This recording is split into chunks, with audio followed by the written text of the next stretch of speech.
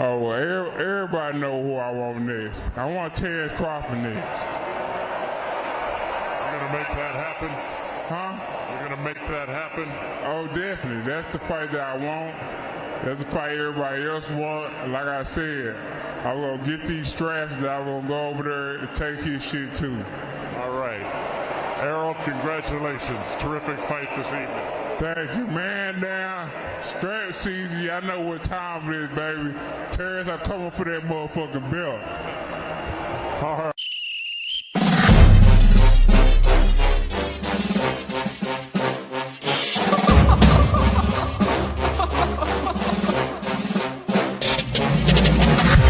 I'm not catching fades anymore. Gotta keep my hands clean when they come for the board. Keep it smooth like a dawn, making moves in the dark. Cause I learned how to swim in the pool full of sharks. Now they coaches, cause they can't read all his motions. How the kid never switch codes, but he code switch focus. Staring down your team with a frozen, ice cold look that could end the summer solstice. Cause I'm more like the top dog. Keep on running game and the gang will accost y'all. I be calling plays from a plane while I'm off court. But we ain't the same, you a lame, I'm a mob star.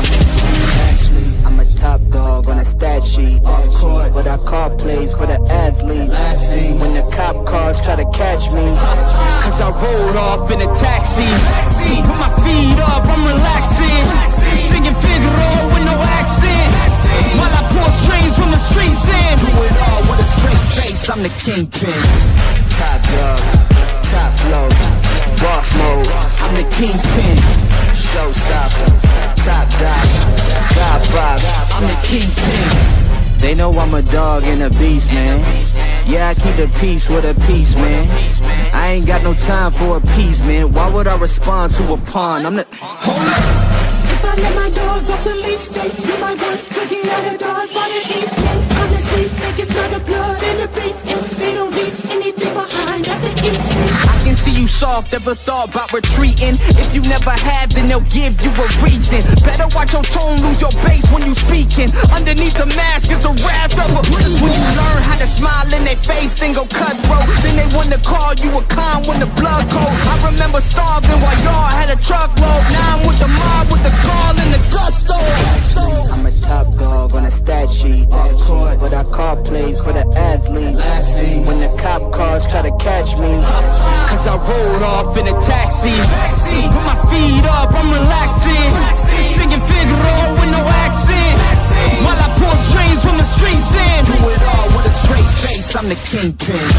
Top dog, top flow, boss mode, I'm the kingpin. Showstopper, top dog, God five, I'm the kingpin.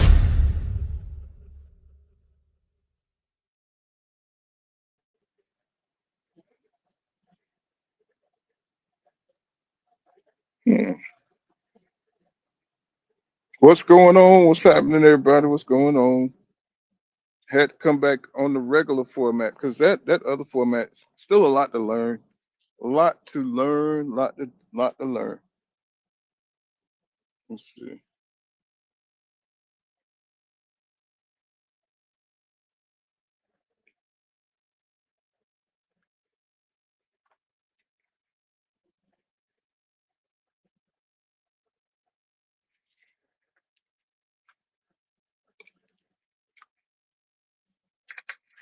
See if we can get some people up in here. Yes, sir. Had to come back on the regular way, man. It's like that other format is a lot to learn on that.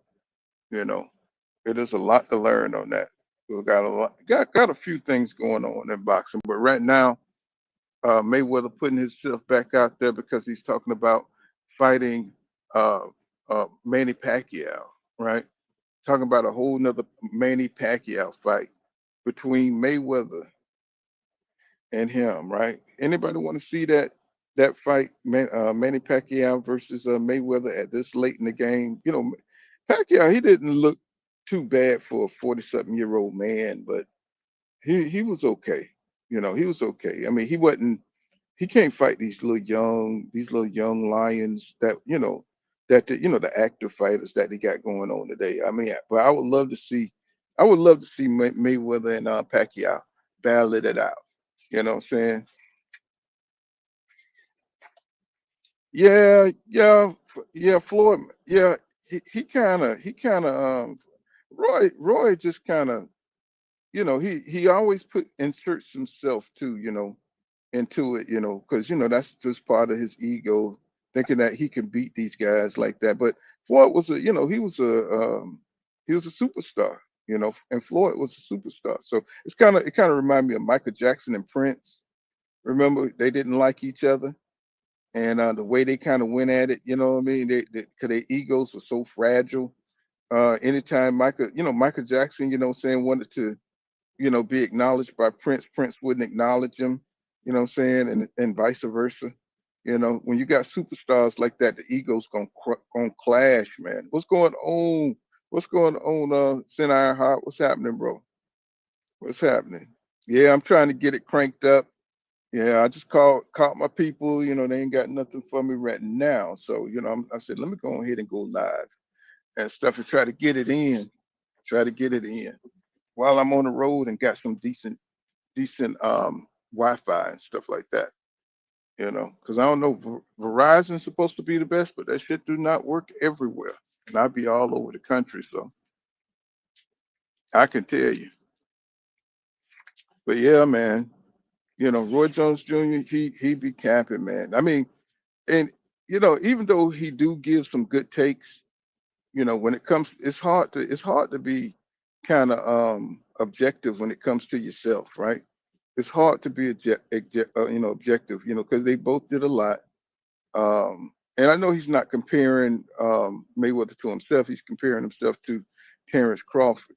And I just think that's laughable, because, you can always pad on accolades. You saw Floyd Mayweather at the end of his career. He was able to, get what belt he wanted.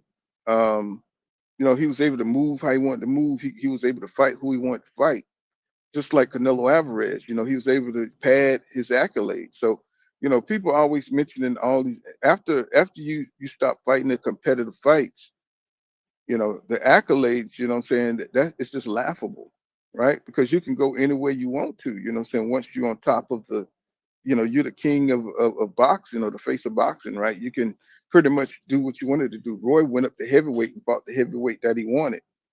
So he didn't fight Lennox Lewis. He didn't fight. He said he wanted to fight Mike Tyson. Um, because I think he just thought Mike Tyson was, kind of winging punches, and he didn't throw the volume of punches that he did when he was like 20, 22. When he was a younger man. So he figured he could just go in there and just box circles around Mike Tyson.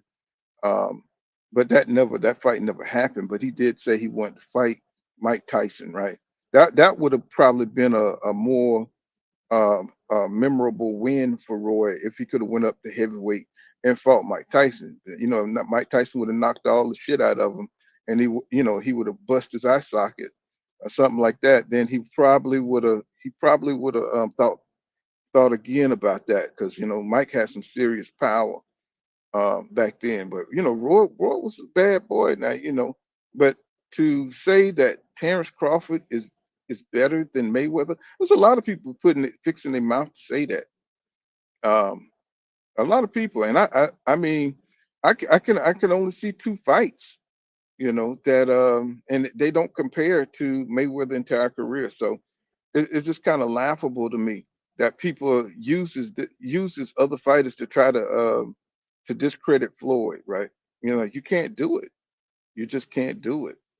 You know, um, is Crawford a generational talent? Yeah, I give it to him.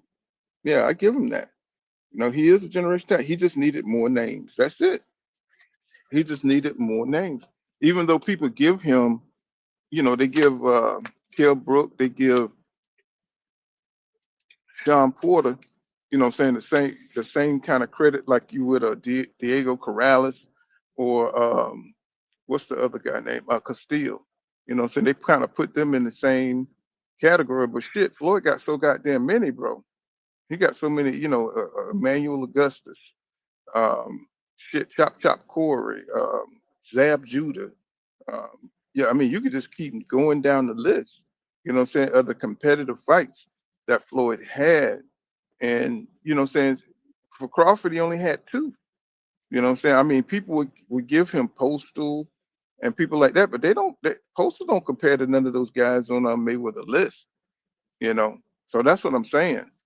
You know, so it is kind of crazy that they would come out with that just because Crawford, he's the buzz now, and he did do something that nobody thought that was possible. Well, I ain't gonna say nobody because I'm pretty sure most Crawford fans thought that Bud was gonna beat Canelo. I think most Crawford fans did believe that, you know, because the man is a phenomenon. You know what I'm saying? The way he thinks boxing in the ring, the way he makes the way he adapts. You know what I'm saying? The way he's able to what I'm saying, just operate. You know what I'm saying?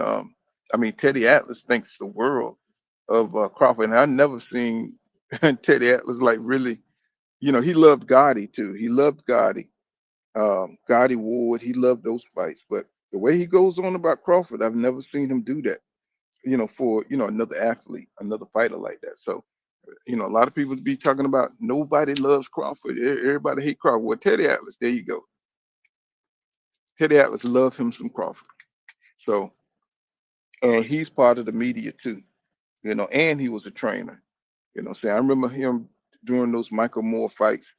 Taking the damn stool away and slapping Michael Moore in the face. Y'all got to have been around for a while, man, to see some of this stuff, man. He took Teddy Atlas. Teddy Atlas took the stool out the corner, and you know what? Michael Moore went out there and won that damn fight. What I'm saying? I forgot who he was fighting at the time. What I'm saying? But Michael Moore was kind of a strange fruit. He was just he needed a certain kind of motivation. And Teddy Atlas was the perfect coach for him. He had to he's like one of those fighters which you had to build up in the ring, right? You had to build his confidence up that, to see if he could do it or not. But you got, Floyd talking about coming back and fighting Manny Pacquiao. That's going to be interesting. As many people don't like it, as many people who don't like it, I do believe that people will tune in for that fight. They may not make as much revenue as they did the first time, but they definitely, because people want to see Mayweather lose, and I think that's a big part of it. People want to see May they want to see his legacy tarnished just a little bit. They want to see him get knocked out. They still want to see him get knocked out. That's why he's able. That's what made him damn near billionaire. If he ain't a billionaire, that's what make him so successful. People hate him. He said I never seen an ounce of that level of talent in Crawford.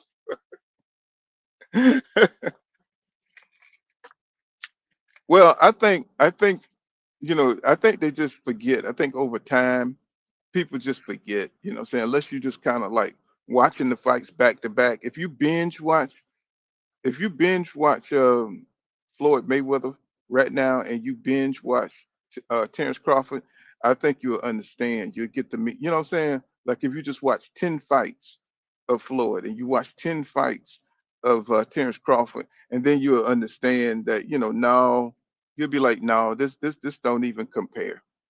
This not even a comparison, right?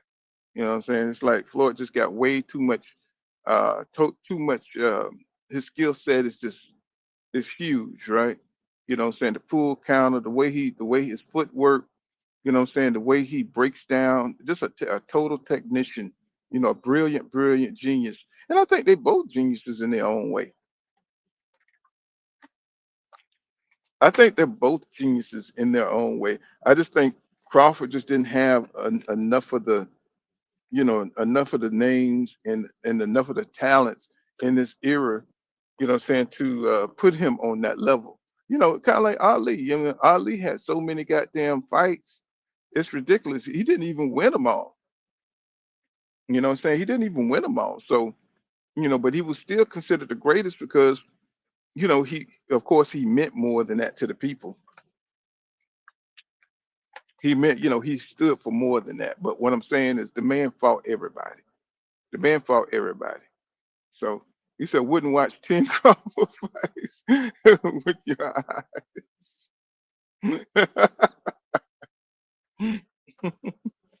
Mm. I'm surprised by that because I thought that was your man's. I thought that was your man's. There's a few fights I would definitely watch the Gamboa fight 'cause I thought that was action packed, and I would watch. I thought the Poster fight was interesting because of Poster's supposed to be this. Excuse me. Poster's supposed to be this big badass, and so I never thought he was. It's just some of the reputations that come along with these fighters. It's just like, but I mean, you see the totality of the work, and then you can look at what they look like afterwards. You know what I'm saying? Um, what I'm saying? It's like, what was that guy Indongo? What the hell did Dago do? After. You know what I'm saying? I mean, you didn't hear about shit from him for before or after. It's like that's why I say going for these accolades is kind of ridiculous. You know what I'm saying? It's like, because nobody's going to remember, those names, right? Um, you got to fight the top dudes, man. If you don't, you got to have the rival names. If you don't, then nobody's going to remember it. People will remember that Earl Spence Jr. fight. People will remember Canelo versus Crawford. They're going to remember that because 15 years down the road, there's going to be another phenomenon, or even Boots. If Boots start knocking out folks, what I'm saying, at 154, and then he moves up and, what I'm saying, become undisputed, people are going to forget all about that stuff. They're going to move on to the next, to the next. That's just how boxing is. People got a short memory, you know. It was like, Crawford beat Canelo. That'd probably be everything people probably remember from his career. They ain't going to remember that he was undisputed 4 times or 3 times if he goes down to 160 and become undisputed another time, because people really don't even talk about Janabek. They don't even talk about Laura like that. Even though those guys are top fighters, I would get Crawford, and not only that, but Carlos Adames. Carlos Adames is a hell of a fighter, and if Floyd goes down there and beat him, to me, that gives him top credit if he can beat a couple of those guys down there. Um, you know. And they're not Madrinovs either. What I'm saying, these guys actually got power. Now Laura, he's a little bit over the hill, but he's still fighting good. Hell, he was able to stop Danny Garcia. You know, but of course, Danny Garcia. I don't know what's up, Danny Garcia. He just kind of faded from the scene. You said What you say, sir? All I remember is Crawford running from Boots and never defending being undisputed. I don't think he thought it was worth it. It was high risk, low reward. I'm 38 years old. Do you really want to fight a 28-year-old that's up and coming and hungry and trying to prove some shit? I mean, not saying that he's scared, but it's high risk. I mean, Crawford probably believes that nobody can beat him. But why go through a whole nother training camp? You're not going to get much credit. You're not going to get much credit for beating a guy, a guy in his career at that point in his career. I mean, he's not going to get the credit for it. So, and Crawford knows that. Nobody's going to give him credit for beating Boots. I mean, I'm gonna just say it. They're going to do him. It's kind of like when Canelo fought Floyd Mayweather, right?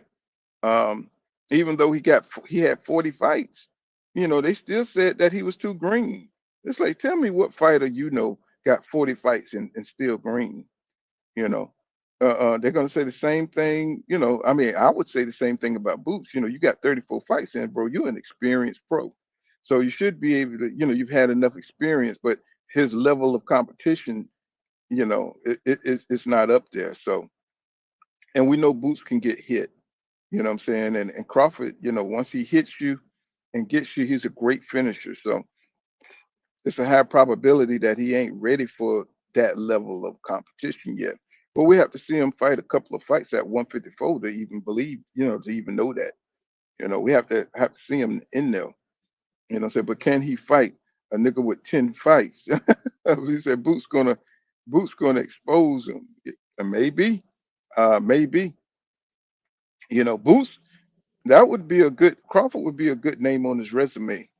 You know, Crawford would be a good name on his resume. But I don't know if Crawford really ducked him. You know, I don't know if he ducked him or not. I don't know how the business actually went because Crawford claims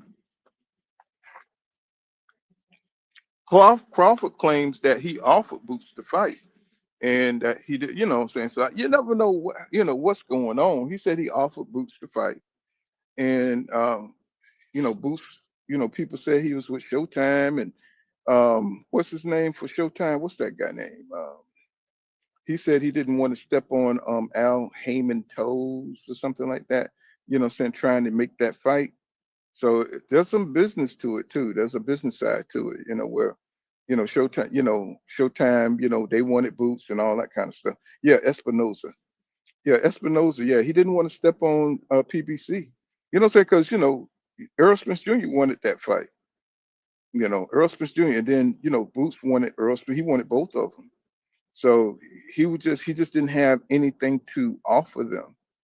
What I'm saying? At the time, they were the two biggest names at the 147 division. So them two was aiming at each other and they were just trying to play for, saying the money, saying who could get the top money and all that kind of stuff in negotiations. So Boots was kind of out of the picture, kind of like David Benavidez is up at 175, what I'm saying? And you got Bivol and Arthur Better Beef, right? So they got their own thing going on.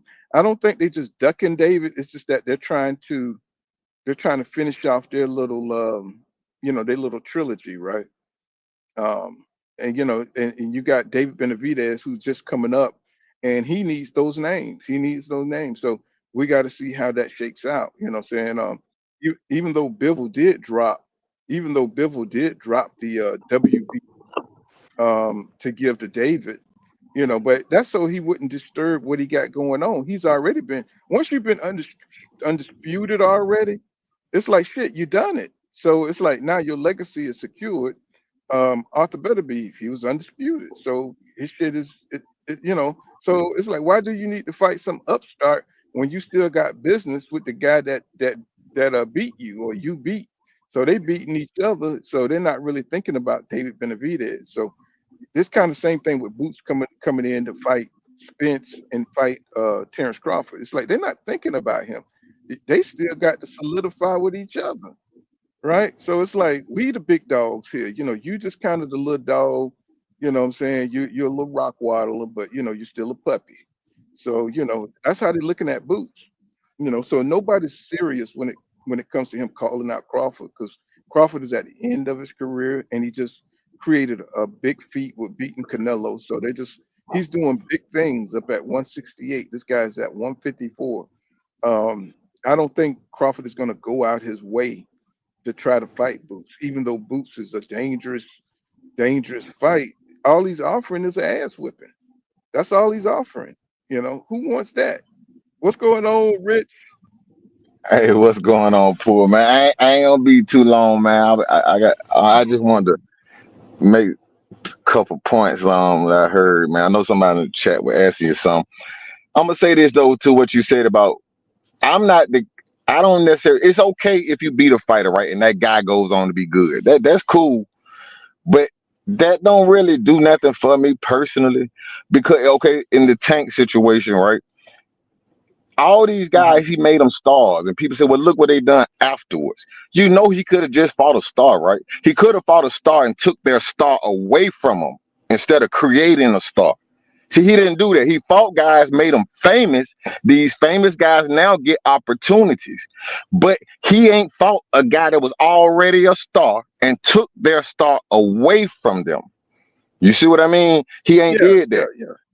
Okay, so now with that said, when you say that, okay, he beat Ndongo, he beat Poster, what did they do after? Well, if you're gonna say that, that's kind of not to Errol Spence because Errol Spence hasn't done nothing after the Crawford fight either. He may arguably be in a worse position than those guys. You see what I Yeah, but the mean? diff- but the difference is Spence was built up already.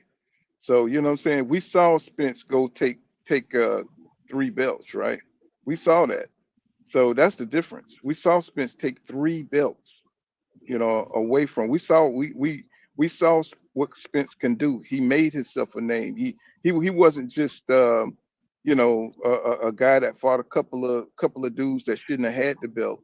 What I'm saying? He went and snatched 3 belts. It was strap season, and Crawford went and beat that guy. So that's what made it. That's the difference. Oh, He went okay. and he, mhm. So with Spence and Canelo's, that's what I mean. He went and took stars that were already made, and he snatched a piece of that stardom away from him. I'm saying we haven't seen Tank do that. We haven't seen Boots do that. I don't care what the guys do after you beat them. Yeah, You right, you didn't beat them when they was at the top. You see, because the business say this. Is what I'm gonna tell you how the business thing. Okay, you fight a pit bull Cruz. Tank fights a pit bull Cruz. You beat pit bull Cruz. Now pit bull has a name just because he fought Tank. You said now everybody else think they could beat pit bull too. It's not like they look at people now, he's so good. No, they don't look at him like that. They look at him as a name they can exploit too. That don't mean they're able to, but the idea right, they look at him because Tank knocked them out. Now they're so good. Nobody looking at those guys like they're so good. They're trying to exploit them because of the name. You see what I mean? So if those guys come back and right. do good, okay, that's fine and well if they do good. Now let me not hit on the Boots thing right quick. I'm gonna land my plane. Hmm. To me, once I see the hustle, man, I can't unsee it. I Hmm. watched Brian Norman agree to a fight and say, right after this fight, we can sign the paperwork. I saw Boots move up in weight the night before. I, that don't bother nobody. Okay, if that don't bother you, I saw Terence Crawford go to 154. He said, Boots want to fight, come up to 154 and get in the weight. Boots said, I'm trying to undispute at 147. Turkey Al Sheik announced the Crawford fight versus Canelo in May. In June, Boots moved up to 154. You see what I'm saying? That don't you can't see that. You ain't want no smoke with Crawford. No, He no, I waited hear. till Crawford had a Canelo fight and then he moved up. So all I'm saying, all this crafty movement, they don't fool me. I can see what's going on. You see what I mean? Boots has never go look up a clip with Boots calling out Crawford and tell me what he didn't never try to go to Crawford weight class. He never. You knew Crawford was moving up for 147. You can't say he's supposed to stay down now just to fight you when you didn't want to stay down to fight Devin Haney. You see what I mean? And nobody knocking you for that. If you move up, you move up. I'm cool with that because I think weight is another opponent. But that's all I really got to say, man. It's a lot of crafty moves. They're probably not Boots' own. It's probably Eddie Hearn doing. But I'm just saying, people gotta kind of wake up to see what's really going on, man. Because the fans call for Boots versus Crawford, but Boots don't call for Boots versus Crawford. Tank don't call for Shakur. The fans call for Shakur. So people just gotta Well, you, open their eyes to that, man. well, you kind of got to look at what Boots went through too, because Boots not only was he with Showtime, Showtime went out of business. He went through a lot of changes, right? Because he was trying to work with the PBC. So Boots didn't know where the hell he was going to land or what was going on. Saying when he finally signed up with Matchroom.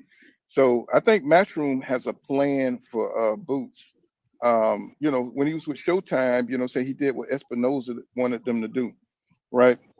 When he was Yeah, with what I'm saying. So I think they're moving him in a certain kind of. He's not the type of fighter like. See, Terence Crawford, he can do what he want in his career. He can make his decision. Right now, Boots is just being promoted by good promoters now, and I don't think he want to rock the boat by trying to move against like Spence did with the PBC. He said, I want the Terence Crawford fight.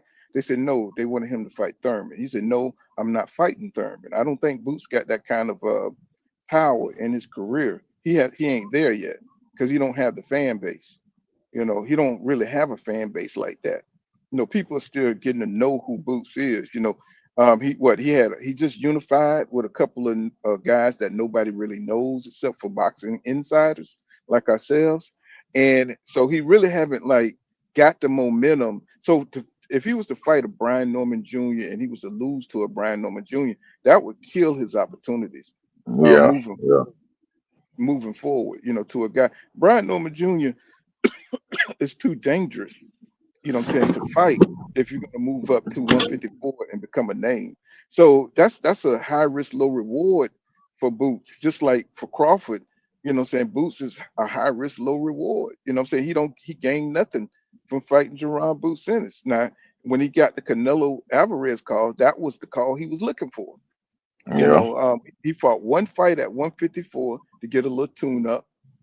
He saw what Madrinoff brought to the table, and he figured he could go in there, and he was too inexperienced. And even though he's a good fighter, but I think Crawford showed that I think he showed that Madrinoff ain't that dude that's going to dominate nothing at 154. He made him look normal, right? He had to make all these crazy adjustments, all this fainting and all the shit that he was doing. I was just like, okay, that's a good tactic, but Crawford figured that shit out, and that showed me what kind of fighter was. I don't know why people look at that fight and be like Crawford had a hard time. No, Crawford figured out that weird movement and all that shit he was doing, and he started breaking him down. I thought if it was Exactly. Exactly. if I thought it was a 15-round fight, I think he would have knocked Madrinoff out just from what I was looking at, because I always try to look inside the fight, how he was going to the body, and just looking at how Crawford, figured him out and stuff like that. Now he takes his time, what I'm saying, and sometimes he throw caution to the wind when he wants to knock you out. He abandons defense. So especially when he don't think you got the power, he could take your power, just like he did with Canelo. He started going toe to toe with him because he wanted to get the knockout. Crawford wanted that knockout. No, he But did. He could have pressed the he gas a wanted little that more. knockout. Yeah, he could He have pressed wanted the that gas a knockout. little more. He said that Bomac told him no, no, Yeah, don't go. yeah, yeah. They told him no. I said Crawford want that knockout. He's the type fighter that want to knock you out. You know what I'm saying? And I just thought that it just showed what kind of caliber of fighter he was. The Karen fight, what I'm saying, kind of showed Boots needs some more work. It showed that. And see, that's all I say. People say I'm a hater, but I'm just saying, man, you could kind of see where that Boots is hella talented, man. The only thing get me up in arms is the Crawford part of it. But I still say, can somebody take advantage of Boots at 154? I'm not sure. I'm not sure. We're not gonna know until he fights some of these guys. And then Boots' defense, I will say, sometimes like how you saying that he might not be in the point of his career where he can just make those decisions. And that's why I don't always just put it on the fighter. I like to put it on the promotional company because they're the ones moving them. They're the ones say, listen to me, and I'll get you there. And I'm not mad at a fighter for listening to his promoter. You see what I mean? But definitely, I think they're moving Boots in a smart way. Let's just say they're moving them smartly, and I do. That's why I said the other day we talked. I said he's not going to fight Ortiz. Now he got to get the championship. He got to get a belt. So he gonna fight Bosco. He should have went for the belt the first time because, in my opinion, Murtazaliev got his belt the same way that Madrimov got his belt, fighting for a vacant belt. So he's no more proven than Madrimov. Yet they didn't feel like he could just jump up and take that fight, I guess. You see what I mean? But Yeah. hey, that's all I got right now. I got to run here and house a bit. If you still on when I get through, man, I come back up. All right, Rich. No, Okay, Hunter. What all right. I know he wasn't with the PBC, but he was trying to do business with the PBC. He was supposed to have fight. He was supposed to have fought Thurman, and he signed with Matchroom right after that fight fell through because the PBC was going through all kinds of scheduling problems, money problems, and he remember when PBC got with Prime, right? That was supposed to be the opening fight. That was supposed to be the first fight of I forget what, maybe 2024, maybe I'm thinking. That was supposed to be the first fight, but it fell through. And right after that, Boots signed with Matchroom. The next thing you know, he was signing with Matchroom because he couldn't get shit done with the PBC because Thurman, so I guess he fell out. He got hurt in training or something like that. And I guess it was like, bump that. I need to make some money. And so Boots was going through all kind of stuff like that, figuring out where he's going to land. Showtime went out of business. So and a lot of fighters, what I'm saying, a lot of the PBC fighters kind of left out there trying to figure out where the money at. What I'm saying, and then Turk kind of came to power during this time. He started, making his presence known in the boxing world. So it was a lot going on. So when people say that, the fighters are ducking. No, they're trying to figure out where the money at. They're trying to figure out where they're gonna land and Boots went with Matchroom. So, and Matchroom is kind of like they're very careful the way they move their fighters. I don't think it's got nothing to do with Boots. I just think that's the way Eddie Hearn. You saw how he moved AJ. You know what I'm saying? You see how they move their fighters, right? They just move them very carefully. He says Norman issue was Daryl Peoples of the IBF pretty much deaded the Norman fight. And Norman, I'm saying Norman is a pretty good fighter. I think he's going to be heading to 154 soon, even though he say he want to be undisputed at 147. I think that's a good training ground for him to grab some experience and to rack up some belts. I think that's good for him because right now 154, woo man, 154 right now got a lot of good talent up there. That would make his name. That would make him a bigger name in boxing. But 147, that's going to be a training ground for Brian Norman Jr. That's going to be his training ground right there. And if he can get, saying a couple of good fights, Mario Barrios, you know what I'm saying? If he gets some good fights down there, I think it'll get him ready for 154. Now, but he got to get through Devin though. He's got to get through Devin. Um, it's a lot. It's a lot that he's going to have to prove himself. All these fighters, really. We sitting here waiting on them to take the fights, and everybody's there right there for the taking. You know what I'm saying? It's like they just got to get in the ring and make it happen. He said, then tell Bud to give him that word. Hey, you can't tell Bud to do nothing, bro. Hey, you can't tell Bud Crawford to do nothing. Bud Crawford does what he wants to do. You know what I'm saying? Bud Crawford do what he want to do. And that's just what it is. That's just what it is. I would love to see that fight. Man, I would love to see that fight, but I just don't think it's ever going to happen. I just don't think it's good for Boots. You know what I'm saying? It's all upside for Boots, but it's all downside for Terence Crawford. And Terence Crawford, he don't strike me as somebody who wants to pass the torch. He don't pass me as that type of dude. He's looking out for his self-interest, right? And I think his self-interest right now is becoming undisputed, what I'm saying, for a fourth time. And I believe he could do that at 160. I do believe that's going to happen for him, if he goes that route. But right now, maybe he's playing with the idea of fighting David Benavidez because that's going to that's going to put him on a whole nother level when you're talking about going up to 175. Now that would be spectacular. And I think that would put him in the conversation. He says, says nigga gonna take it. He said nigga gonna take it. He ain't no torch to pass. He said nigga gonna take it. Ain't no torch to pass. Man, it is what it is, man. But that's the conversation that's going on, man. It's like, why they dissing Floyd like that, man? It's like, come on, man. Why they doing my man Floyd like that? I know it's been some years since he been in the ring, but you can't compare them two. It's just no, no, say Roy tripping, Roy tripping. He know everybody in them damn near forgot about, his stuff. So, he got to do this, you know. He says, my issue with Booth versus Virgil is I thought that it would be a tune-up for Boots. Why did Montalive do that talking after Boots fought Lima? Say he didn't say a word before. Well, I think Montalive he trying to get in the game. He knows nobody really checking for him. He sat on the sidelines for a long time with the Charlos. He sat on the sideline, right, taking step aside money, letting Charlo do what the hell he wanted to do. And then when it came time, his time was up. Jamel Charlo dropped the belt and went and fought Canelo. So he's trying to get into the game any way he can. He's probably going to call out Boots. He's going to call out Sebastian Fedora. He's going to do his thing because nobody really he's even though he's got power, he's just not he's not that guy that people believe that's going to be dominant. He's dangerous, don't get me wrong, he's dangerous, but when I think of Montalive, I think of a Boost could take advantage. You know what I'm saying? I think Virgil would be a fight with Montalive and Virgil Ortiz is a dangerous fight for Virgil because of the way he fights. You know, he's so physical and he's so he kind of like Tim. He kind of reminds me of Tim Tszyu, the way he try to move forward and pressure fighters. That's a hard dude to pressure.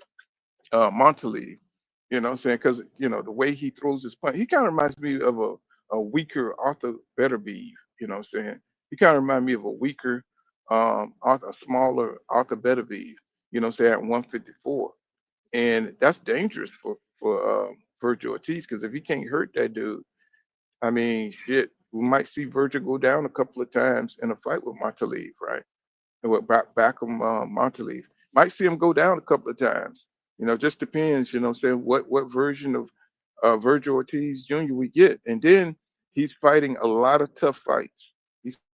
Virgil is fighting a lot of tough fights. You know, he can't get wore down. He's saying before you get to the really hard punches. You know, he can't wear himself down too much.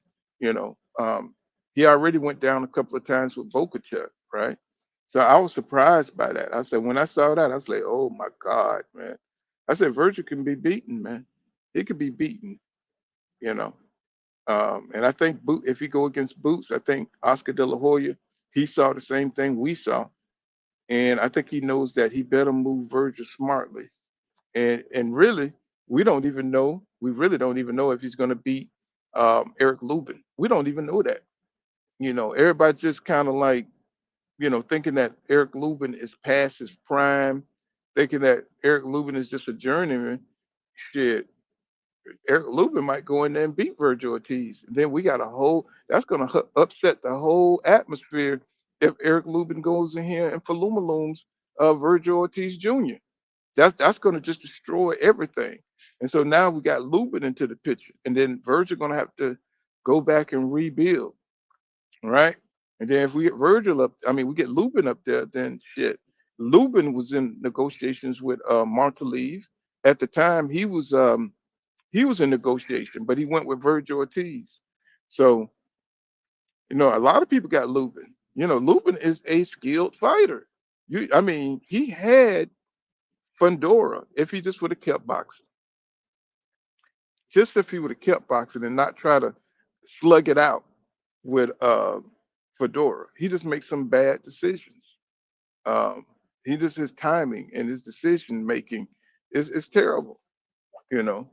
But he got some nice skills. He got a high boxing IQ, and he got power. But his chin ain't all that. His chin ain't all that. So that's going to be something that Virgil is going to have to test in this fight because Lubin could be knocked out. You know, he kind of reminds me.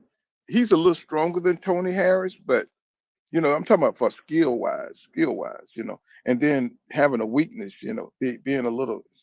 It's not his stamina. It's just he's something with his chin, man. He just got a weak chin, you know. And the Virgil hit him on that chin, shit.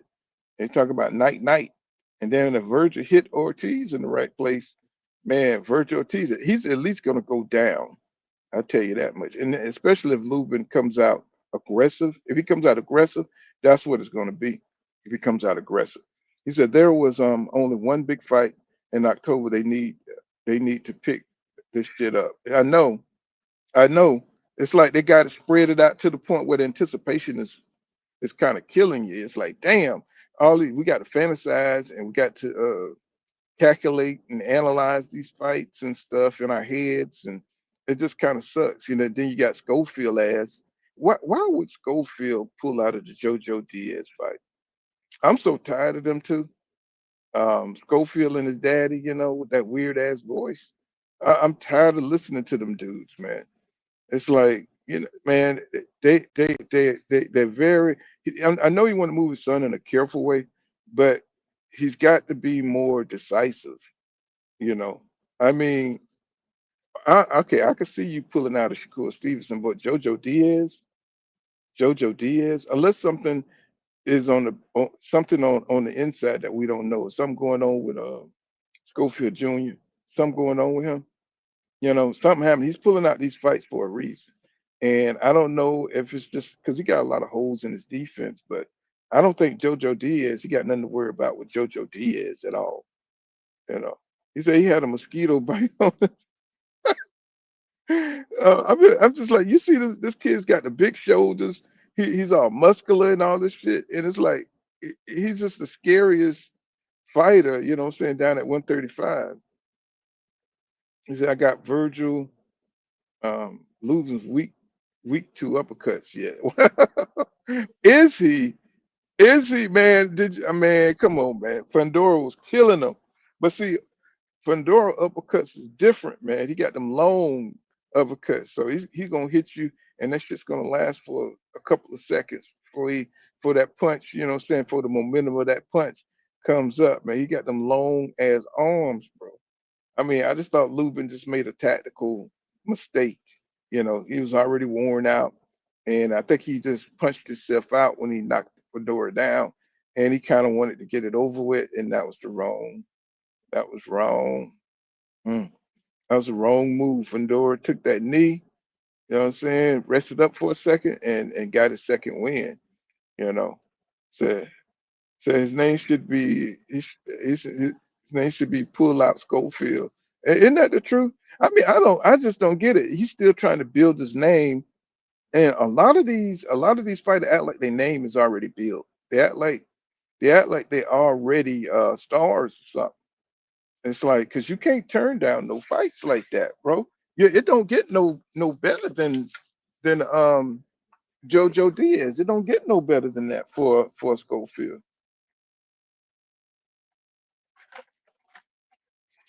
It don't get no better. I think that's the perfect fight for him. So, I don't know. I don't know what they're looking for. I don't know what they're looking for. I know they're not looking for Abdullah Mason. I mean, I know they're not looking for no Andy Cruz. I know they're not looking for those fights. So they must be looking to fight some dude that, that we never that's barely ranked or something. You know what I'm saying? So he can get some more practice in. That must be what they're looking for. He says people don't remember, but Kid Austin pulled out of a fight with Aston, what's his name, Sylvie too. He says Lucas what brought him instead. Let's see. I think he got knocked. Didn't Aston get knocked out? Get knocked the hell out? You know what I'm saying? Kid Austin pulled out of a fight. Yeah, I remember Austin for mental. He had like some kind of mental issues or something, but he's back. Kid. I'm talking about the other kid Austin at middleweight, I believe. I think he's at middleweight. Let me see. Was it Kid Austin? Yeah, I think it's Kid. Is it Kid Austin? So I don't remember, but Kid Austin pulled out of a fight with. Oh yeah, Aston. Oh, I got you. I got you. You got my mind going all over the place. Yeah, but Aston got his ass knocked out. I haven't heard nothing from him since he got knocked out. He says, and Lucas brought him instead. Yeah, fought him instead. Yeah, I remember Aston getting knocked out. I had covered a video. I did a video on him a long time ago. I thought he was gonna be the shit, man, but he ended up getting knocked out. He said, "Yeah, yeah, Joe Deal is a good journeyman fight for. Yeah, that'd be a perfect fight for him. For them to be this scary though, man, it's cringe. It's real cringe. Because if he's gonna be a marquee name, you can't. He's just looking like a scary cat right now. Don't be afraid of taking a loss, bro. That's part of greatness. Risking that O is a part of greatness. And Schofield don't seem like he got that greatness in him, man. He just don't. He said, bro, he said these fighters be be on more than the ring. That's the problem. So these guys should be fighting and train. Yeah, exactly. Especially retro when you starting out, bro. You know what I'm saying? Nobody really knows you or follow you like that. I always see Schofield training. When I look at his Instagram, and he always doing these exercises. And I'm just like, damn, this boy be in the gym. I mean, he gonna be ready for somebody.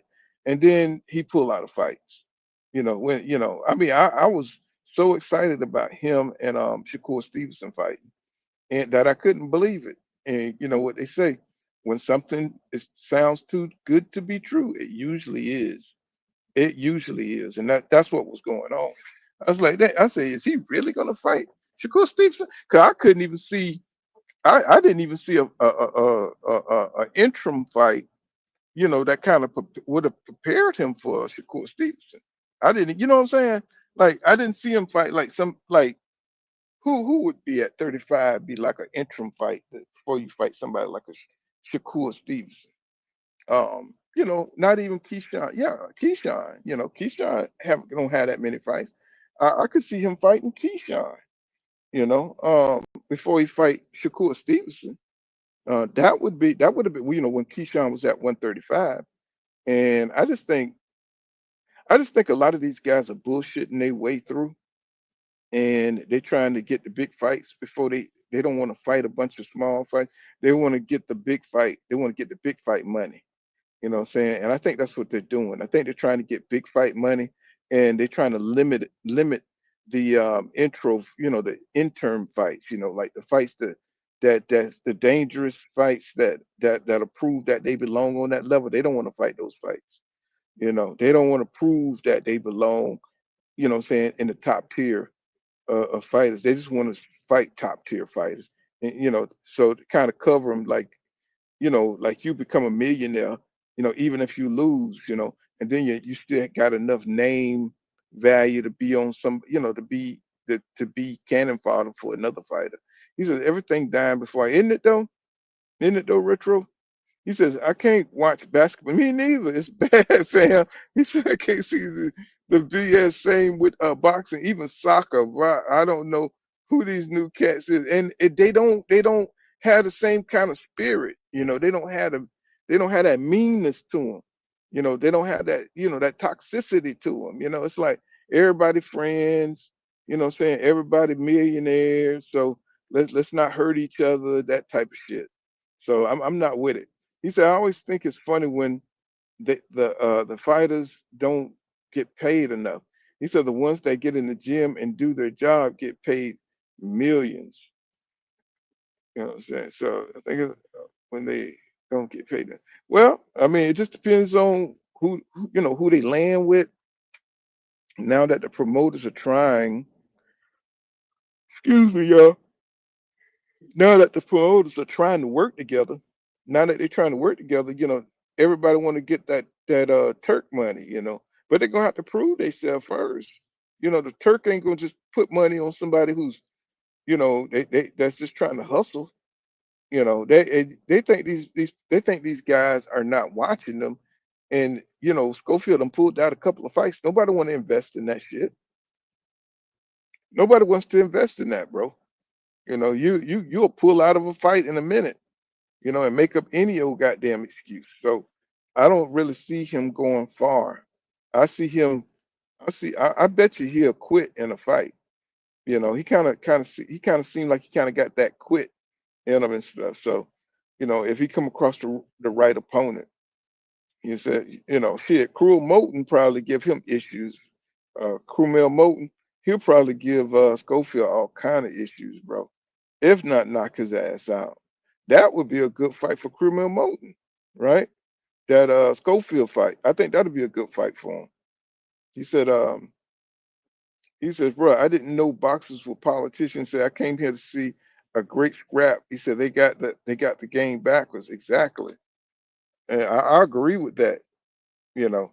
But the thing is, the money is just it's just so much money to be made if they make the right moves that they're making the wrong moves, trying to get to the big money, I think. Trying to manipulate the system, trying to be smart, what I'm saying, and not trying to fight the hard way. And I think that's a part of the problem. Nobody wants to fight the traditional way. They kind of want to pick their spots and make sure that they pick the right opponents that make them look good.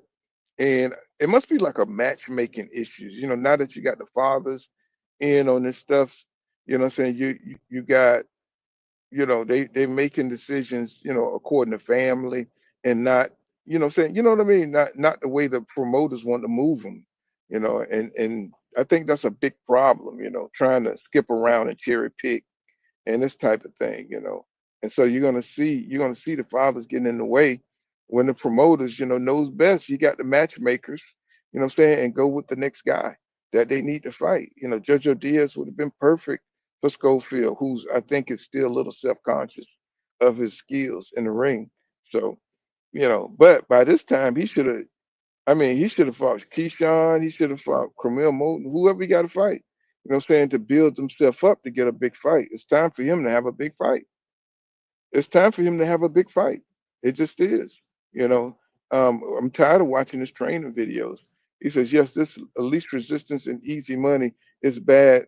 You know what I'm saying? Or the sports and the fans. Yeah, because because the fans are losing interest. You got people moving on to the UFC. You know, and that's why Dana White. That's why Dana White smells blood in the water. He smells blood in the water because he see how boxing is moving right now. Yeah, he see how boxing is moving right now. It's suffering.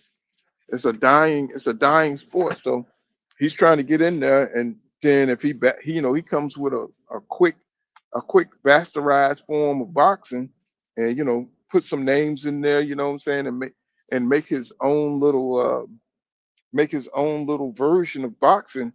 You know what I'm saying? Then he can make some money because he can point at boxing and say these guys ain't fighting, but my guys fight, and that's what he's gonna do. That's what he's gonna do, just like the UFC does. They don't fight over there at boxing. They do is duck each other, and I can't really argue with that. I can't really argue with that. He says, "What do you think? Well, is ready for Usyk?" Well, the only way he can tell is by getting in there. I think Usyk is light years. He's more of a heavyweight from the old school. You know what I'm saying? Because he got all kind of skills. These fighters come in there with very limited heavyweights today, coming in with very limited skill sets.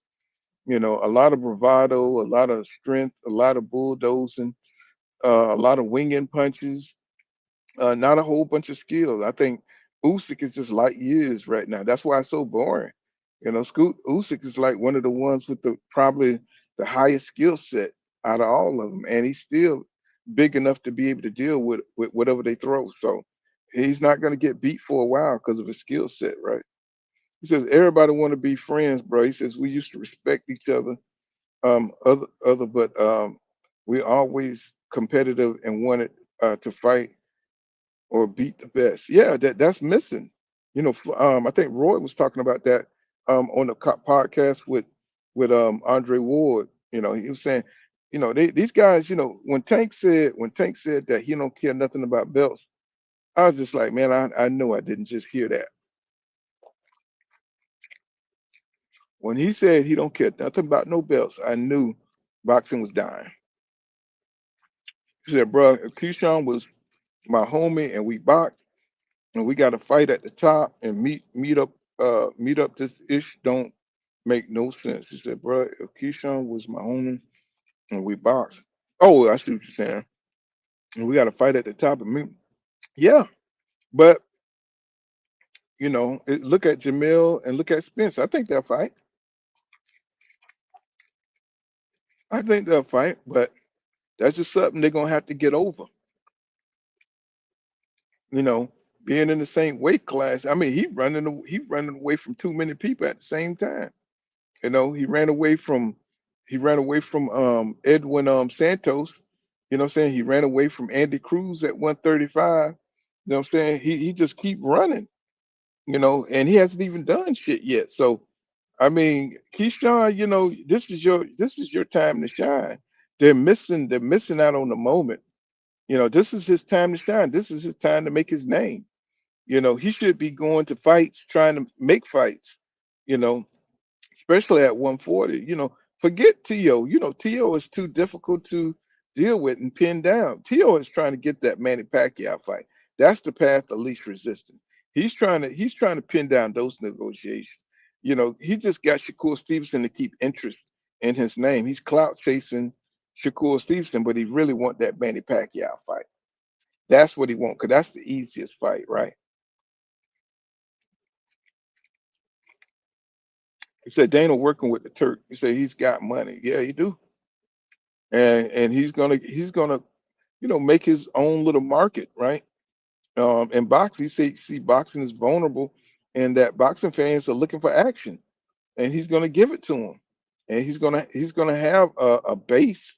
He's going to have a good base of followers. You know what I'm saying? Because especially if his product is pretty good, he's going to have a good base of followers. You said the rivalry spirit is gone. Yep. You said I also blame the worship of one man instead of a team. Look at basketball. People don't know they roll everyone a hybrid without or one. Let me see how you said that. So the rival is gone. I also blame the worship of one man instead of the team. Look at basketball. People don't know they roll everyone a hybrid. What the fuck is that? Mm. Oh yeah. Oh, don't know they roll. I see what you're saying. Well, basketball, there's no such thing as a bad shot anymore. Everybody just, it's all about offense. It's nothing about people don't care about defense no more. People used to take pride in trying to stop Jordan. They used to take pride in trying to stop Kobe. They used to have their own little names, their own little, the Kobe stopper, the MJ stopper, the Jordan stopper. And, they don't have that shit no more. Nobody don't give a damn. All they want to do is score and style and wear pretty hairstyles. That's all they want to do. And then a lot of them want to put on those women clothing. I seen a lot of that shit going on. And say Tio around and found out with many unseen what he did. It says Tio around found out. Oh yeah, said fuck around and find out. Oh man, yeah, that's what he want though. He want that easy fight. He wants to see if he can get that legend on his name. Man, if T.O. beats Manny Pacquiao, oh my God, bro, that nigga head is gonna be just like when he beat Lomachenko. He's gonna put himself up there with Floyd. He gonna put himself up there with Manny Pacquiao.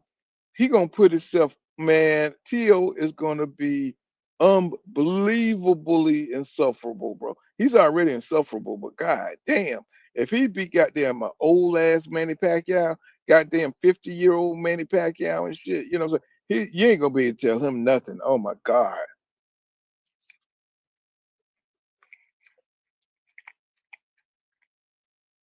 Say the Turk isn't spending money like he was. He says the PIF, the PIF already said it, and it was something in Financial Times article about that. So money isn't going to be flowing.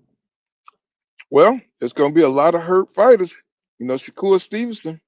That's probably why he's over there at the Jake Paul situation. That's probably why he's over there. But he said that the Turk had something good for him. I don't know if that was the Zapata thing or is he going to keep? Because Shakur really don't have the style the Turk be talking about. That's the Tom and Jerry shit he talking about. That is the Tom and Jerry stuff that he's talking about. He says, "Bruh, there's still bad shoots. They just de-riding too much in the game. So soft, bro." He says, "Got uh, war wounds from basketball. These guys trip and lead the game." Exactly. But what I mean by bad shots is everybody taking threes. Everybody want to be Steph Curry. Um, it's not as strategic as it used to be. Um, you can't do much on defense.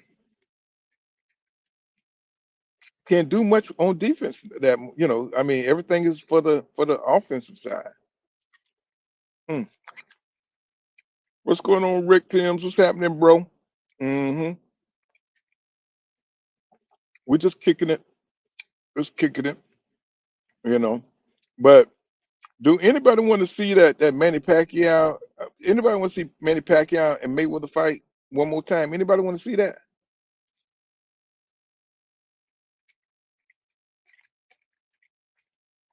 Then you got Manny Pacquiao's son, starting to fight too. So he's gonna be fighting sometime in November. So you got another generation of Pacquiao's coming out. So that's gonna be interesting to watch. But I don't think he got nowhere near the talent that his daddy has. I don't think he got nowhere near the talent that his daddy has. His daddy's the kind of started down in the pits of hell. You know what I'm saying? Which he was forged into the fighter that he was. I don't think his son. I think his son had it too good. He says, "What up? What up?" He says, he said, "Bro, Kobe was such an inspirational baller." He says, "I broke my finger and put it back in place and kept balling." Yes, sir. Yeah, yeah. Every now and then you find that dude was so intelligent, though. Whatever, whatever. When you find dudes like that competitive, I mean, he was just so intelligent. The way he studied the game, you know, it was on a whole nother level. I mean, I heard stories of you know of you know players who had certain shots that he liked or the way they dribbled, and he would work on that shit all day. If he would just take little pieces from other folks that he liked, and he would work on it. So he would work on it 247. Next time you saw, he would do that shit perfectly. And it's the same with boxing. You got to have that passion. If these guys don't have that kind of passion, they're not going to get any better, and they're not going to be the champions of tomorrow, or they're not going to last long. They might be able to get a belt here or two, but they're not going to have any lasting power. Now, what I'm saying, like, I don't see a lot of fighters that's going to have a long ring of, like be a champion for 5 years type shit. I don't think we're going to see that anymore. What I'm saying? We're just going to see title holders, placeholders type of situation. I think that's what we're going to see. Because these guys don't have it like that. You know, I don't think. I mean, if I could think of one fighter that's probably got, because look at Jenneback. He's been unified at 160 for a minute. But really, there's nobody at 160 like that, like that. So, but as far as having a champion that's going to reign for like 5 years, 4 years, I don't see that. Maybe Boots, but I don't think Boots going to stay even when he do get the belts. I don't think he's going to defend those belts. That's something rare to see too. To see, a champion, defend his belts. Once, especially once he unifies, a couple of times. What I'm saying, get three of the belts. It's just hard to, what I'm saying. Now, 154 is just right for Boots to make his entire legacy to become undisputed. Because that's a pretty good hard run that he got going on now. Xander Zaya's a decent fighter, but I think Boots could beat him. I think he could beat Abbas, Guerrero. Those are two belts right there. You know what I'm saying? And then all he would have to do is just get one more. Murtalev, right?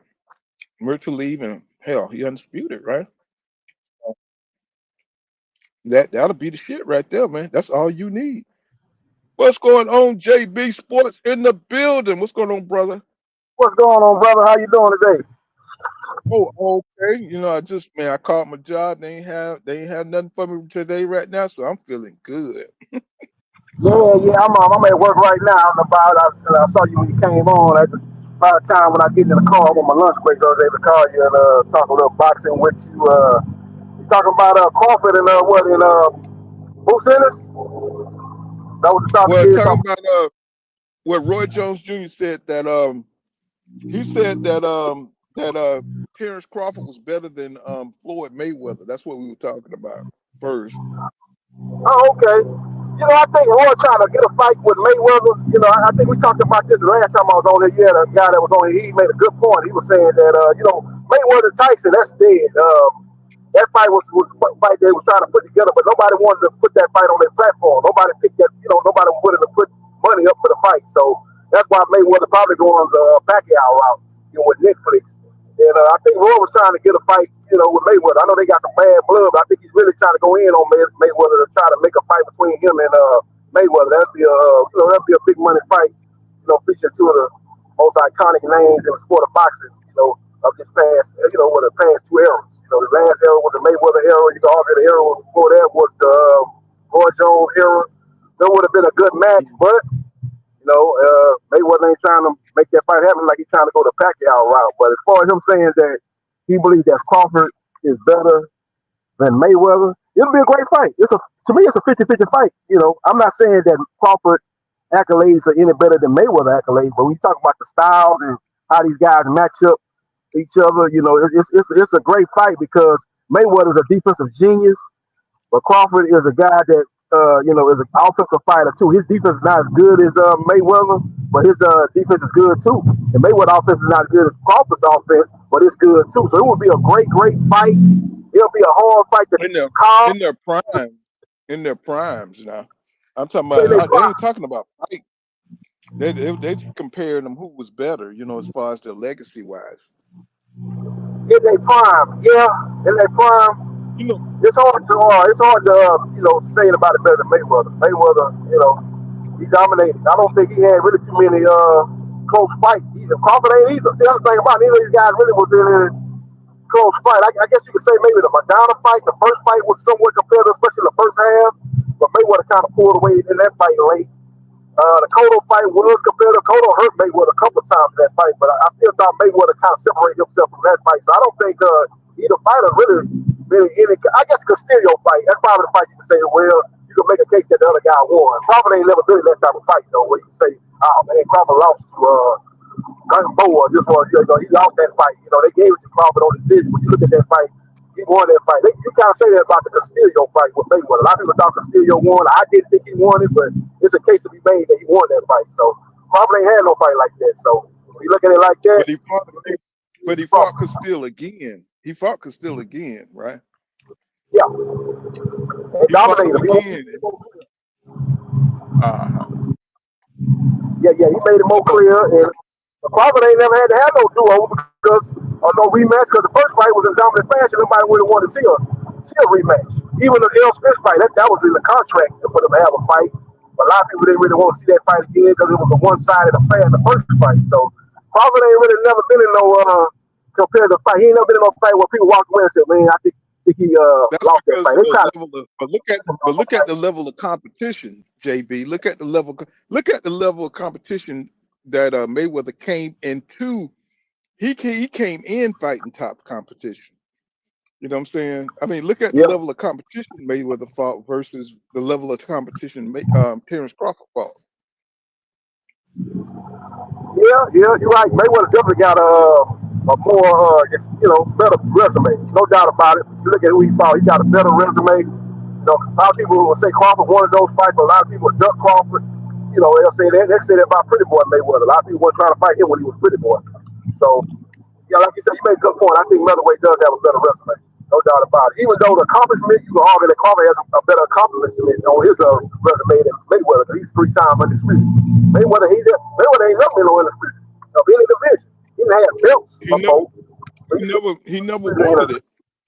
He never wanted undisputed. You know what I'm saying? And then undisputed was easier to get back then because it wasn't split into 4 belts. You see what I'm saying? Like I think Zab Judah, I think he was undisputed. All you had to do was win 1 belt at the time. You see what I'm saying? So it's a little bit more complicated now because now you got 4 belts unless you do it the way Crawford did, which is why he gets criticized so much. Because he didn't go to all the champions and fight them. He just fought the one guy.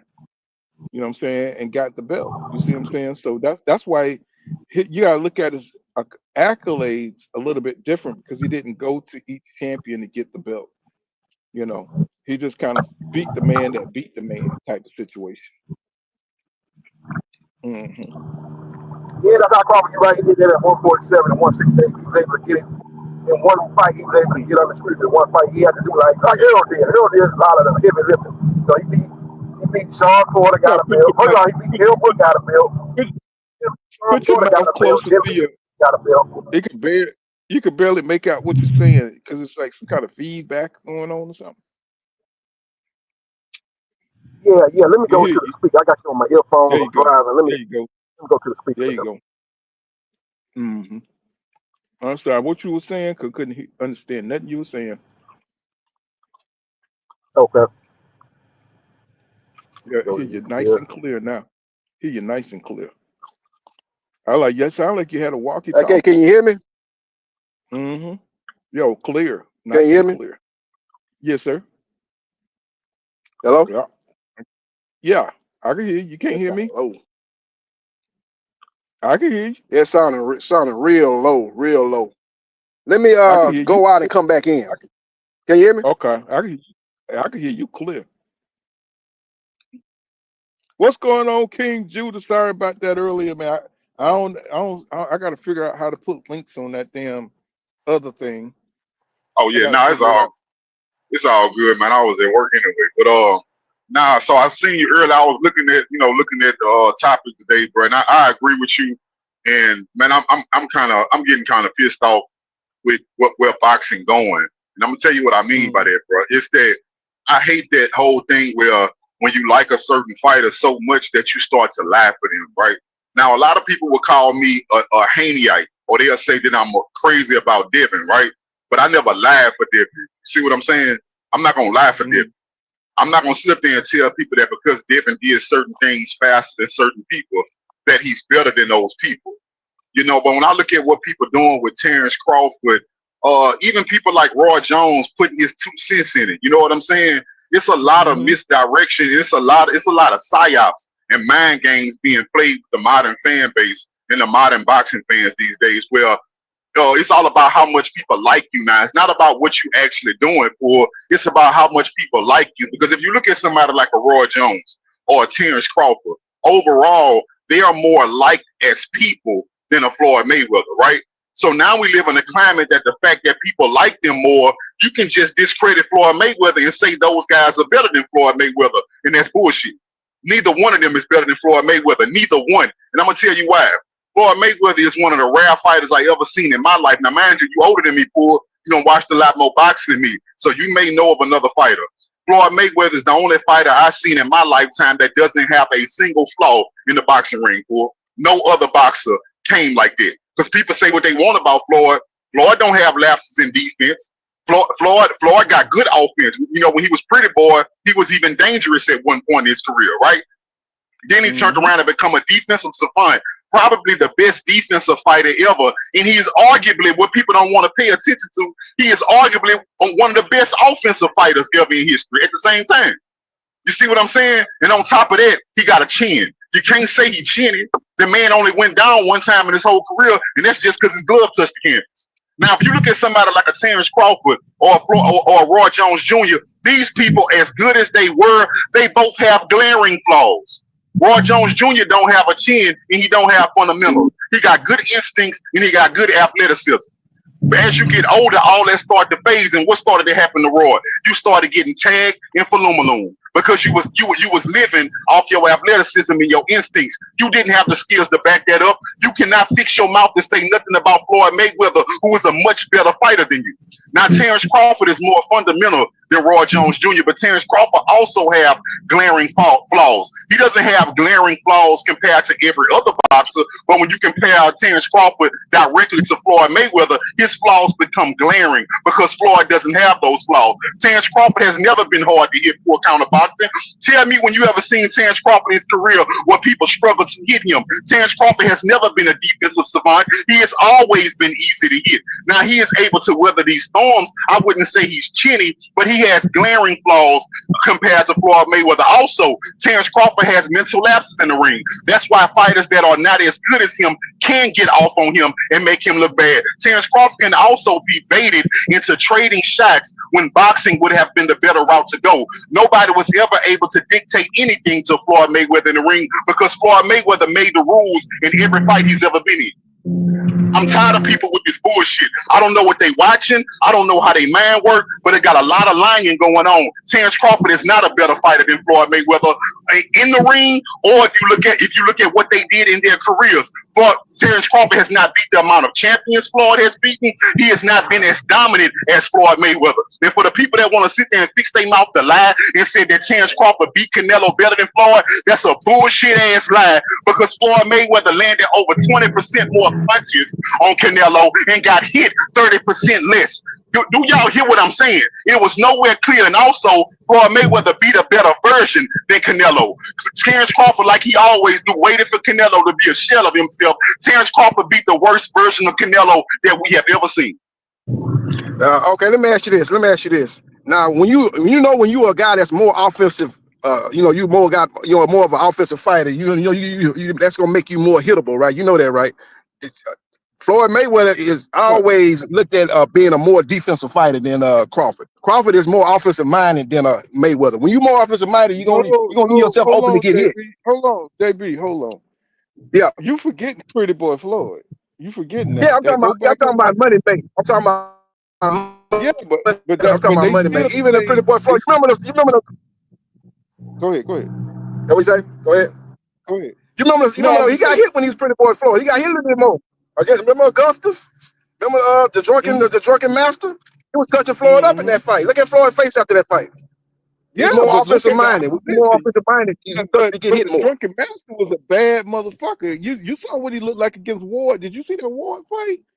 Man, Augustus wasn't no joke, bro. He was not. Yeah, he's a good fighter.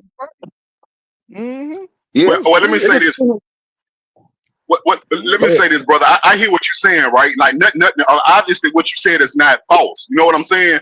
But I like to put stuff into context of what we're talking about. See how you said that? Yeah, if you're more offensive, you'll get hit more, right? Yes. At the best, if you look at boxing in its totality, that's a very true statement. But let's look at the fact that when these three fighters that we're talking about, we are talking about 3 generations of talents. That changes the conversation more. I'm gonna tell you how. I'm gonna show you exactly how that changes the conversation.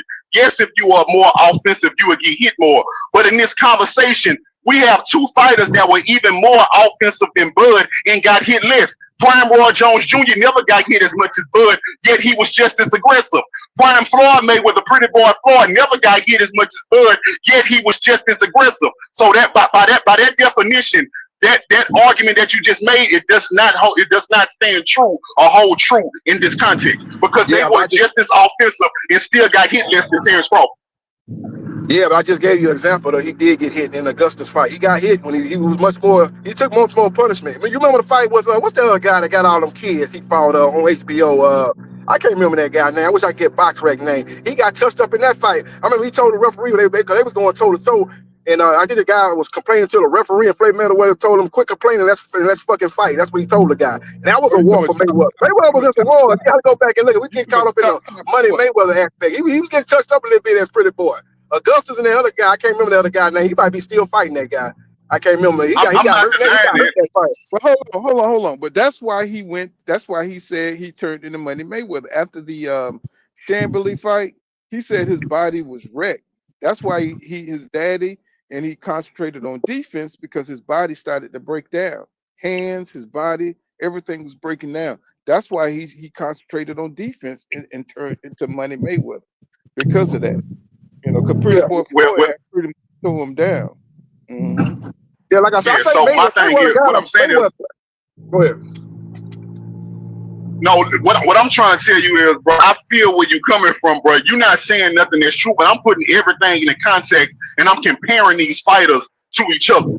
We got 3 fighters that's in conversation. I'm comparing them to each other. I told you the advantages they have over each other, right? Terence Crawford is more fundamental than Roy Jones Jr. That is something that can't be denied. So the older Crawford age is not going to stop Crawford for being the best. Age stopped Roy from being the best. We saw it in real time. When age caught up to him, he stopped being the best. That won't happen to Terence Crawford because he has the fundamentals, right?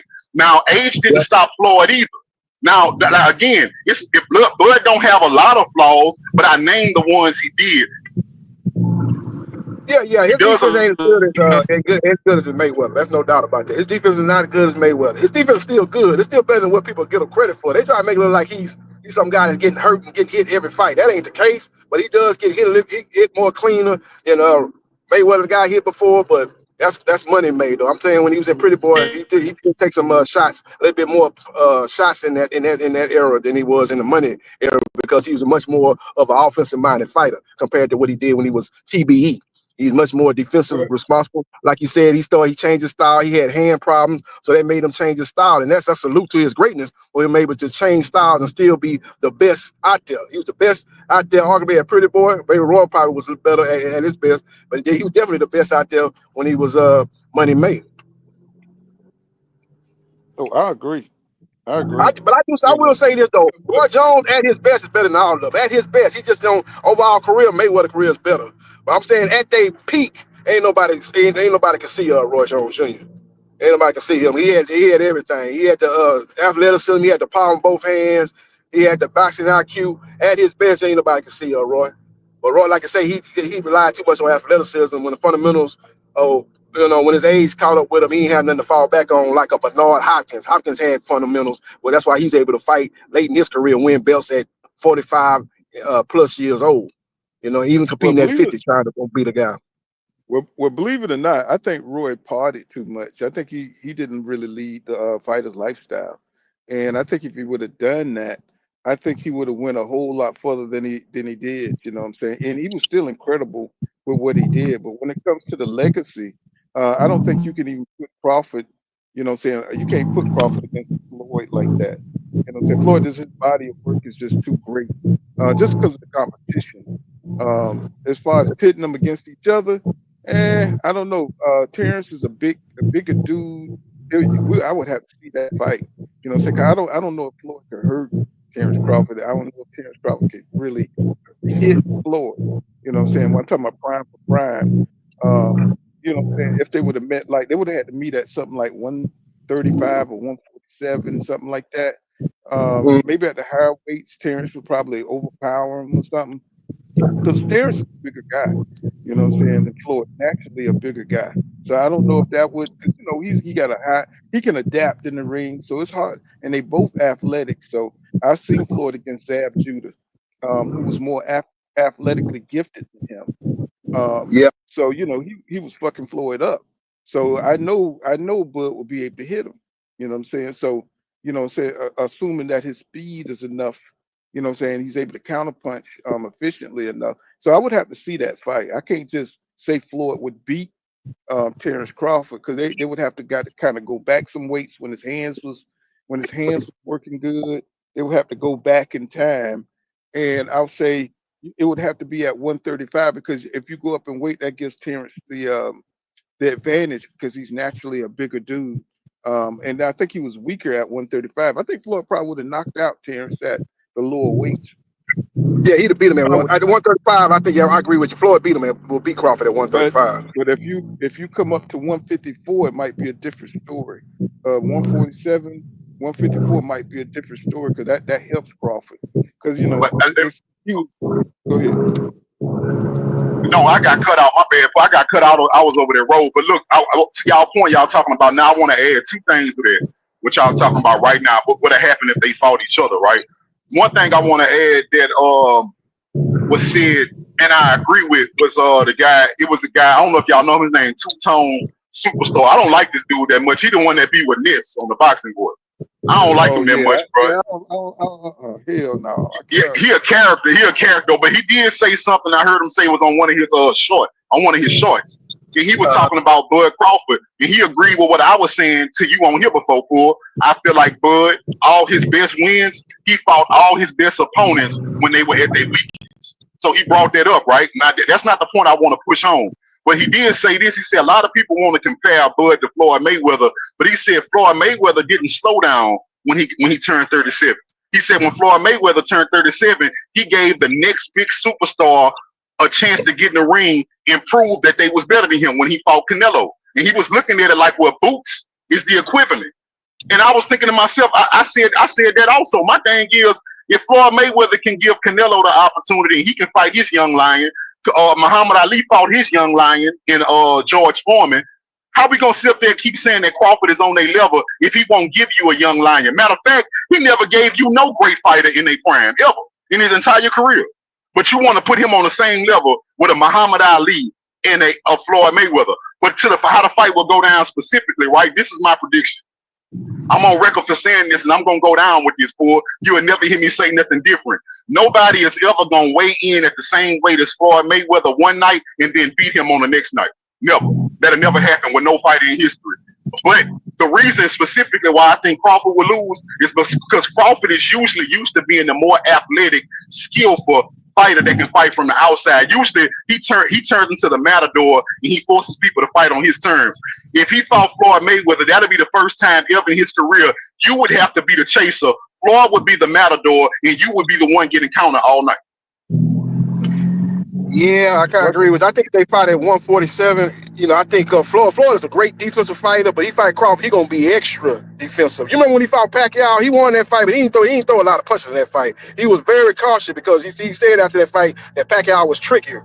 Pacquiao is kind of like Crawford as far as being an aggressive, offensive-minded fighter. He's not as good. He's not as versatile to me as Crawford, but he's aggressive like Crawford. And Mayweather fought that fight very defensive. He more than he usually did. He won that fight basically with the jab, but he was very, very cautious. Didn't throw a lot of punches, outside the jab. But he very, very cautious. I think he would probably fight Crawford like that. Probably be very extra defensive because he'd be worried about the power that Crawford has in both hands. And that's probably be similar to him. You remember Shakur Stevenson and De Los Santos? It probably wouldn't be a lot of action if Floyd win. He'd probably be one of them type of fight. He'd probably be real boring, and it'd be a fight that people probably complain about afterwards. But Mayweather probably win on decision, man, because he would basically slow the fight down, be very, very defensive, hit him with a shot here and there, pull counter, jab here and there, and basically frustrate Crawford. Crawford would be trying to get off a little bit. Crawford probably a little bit, he's a better fighter than De Los Santos. He probably have more moments than De Los Santos, but I think that fight would go similar to that fight. Well, at 147, when they both were, at top of their game, I think Mayweather probably win a very boring decision. Very boring decision. Well, you keep taking the money. You keep turning the money Mayweather route. See, Mayweather stopped punching in combinations. He'll punch in spots and combinations when he fought Pacquiao. But if Pacquiao would have fought Pretty Boy Floyd, it would have been a different fight. It would have been a whole different fight. You know what I'm saying? He stopped punching. If you go back and watch how Floyd used to punch in combinations, his hands were way quicker. When he was at 135, he was a lot lighter on his feet. The way he pivoted, the way he moved, he was a lot more arrogant and brash, and that fight would have went a whole lot different if he would have met Pacquiao. If they would have met, at the smaller weights. Go ahead. What you saying? Another thing I'm thinking about, Floyd, is why I feel like again I still got Floyd Mayweather winning at any weight class. I'm gonna tell y'all why. I see a lot of people in the comments saying at 147, Bud would have won. Now, I do agree that would have been the weight class that Bud had the best chance to win because of the type of power he was bringing to that weight class. But also, I thought about the fact that Bud has never been hard to hit. If Bud was getting hit consistently by lesser skilled fighters that was less offensive than Floyd, how much more would Floyd have landed on Bud in a fight, no matter what the weight class is? That leads me to believe that if Terence Crawford don't knock Floyd Mayweather out, he cannot beat Floyd Mayweather, because I don't see Terence Crawford outpointing Floyd Mayweather if Floyd Mayweather is the matador sitting back counterpunching and pop shotting him with the jab. Now you're saying that you want Terence Crawford to not only catch Floyd Mayweather, you want Terence Crawford to also knock out the best defensive fighter that ever lived, and I don't see that happening. And another thing is, when Crawford gets hit, after he gets knocked down or something, he tend to surge and come forward, and he don't care about the defense. Floyd had power back at 135. Floyd had power back then. He showed his power. So, he couldn't just run up on Floyd, and do the same things he did with the lesser skilled competition that he fought. Like he just Kavaliauskas. He was able to bully him and overpower him after he got knocked down. He wouldn't be able to do that to Floyd. Floyd is too defensively gifted, for him to be able to put him out after he gets hurt and be able to turn it on like he did with Porter and some of the other fighters that he beat after he got knocked down. So if he loses his head against Mayweather, it would work against him. You see what I'm saying? And he would just get beat even worse, because Floyd was so active. He was such an active and accurate puncher back then, and them pull counters would have been killing him. You know what I'm saying? If Bud was to come forward, because he likes to get that lick back, that's one of his weaknesses. He likes to fight, and I just think Floyd is more strategic. You know, just more experience, better competition. I think that's the difference right there. Even though I think Crawford athletic ability and skill sets makes up for a lot of that. You know what I'm saying? But like you said, the higher they go in weight, I think Bud has the advantage just because Floyd just not a big dude. You know, he wouldn't be able to hurt. He wouldn't be able to hurt Bud. Bud would try to walk him down, and it'll be interesting to see. It'll be interesting to see because he's trying to walk him down, kind of like he did Felix. What's that little dude was Felix? I It think is. yeah, Felix did. He'd be trying to walk him down and shit. You know, and Well, it'll be interesting. Hmm. I will say this though. I will say out of both of them, out of all three of them, though, I think Bud give Floyd a better fight than Roy. Now this is an unpopular opinion because I know y'all about to come for me. Even a prime Roy, if him and Floyd was the same size, even a prime Roy Floyd would have beat easier than he can beat Bud, and I'm gonna tell y'all why. I see a prime Roy. The fight would have looked a lot like a Zab Judah versus Floyd. Where Roy gonna look good until Floyd figure Roy out, and it's gonna be the second half of the fight gonna look completely different than the first half. That's what I see if Floyd Mayweather and Roy Jones Jr. was ever the same size. The first half of the fight gonna be really, really competitive, and Roy might actually look better in the first half. The second half of the fight, after Floyd figure him out, is gonna look like Zab Judah and and Floyd Mayweather all over again. I can't really call that I one hear because you. Roy could knock your ass out, bro. Roy would have. I don't know because Roy could hit what the hell he see, and it would take time for just like it took for him to adjust to Zab Judah. Roy ain't gonna give you time to adjust to him, and he had that kind of athletic ability. That's the Right. question mark. That's the X because Roy could hit you at any time, and he can intimidate you. He can break you down. It's hard to intimidate Mayweather, but at the same time, Roy had that power, bro. It's like that's the difference, you know. Can Roy get him out of there before Mayweather make his adjustments? And can he? If he's not able to hurt Roy, now Roy the chin thing, what I'm saying that comes into play. I don't know. I have to see that one. I have to see it.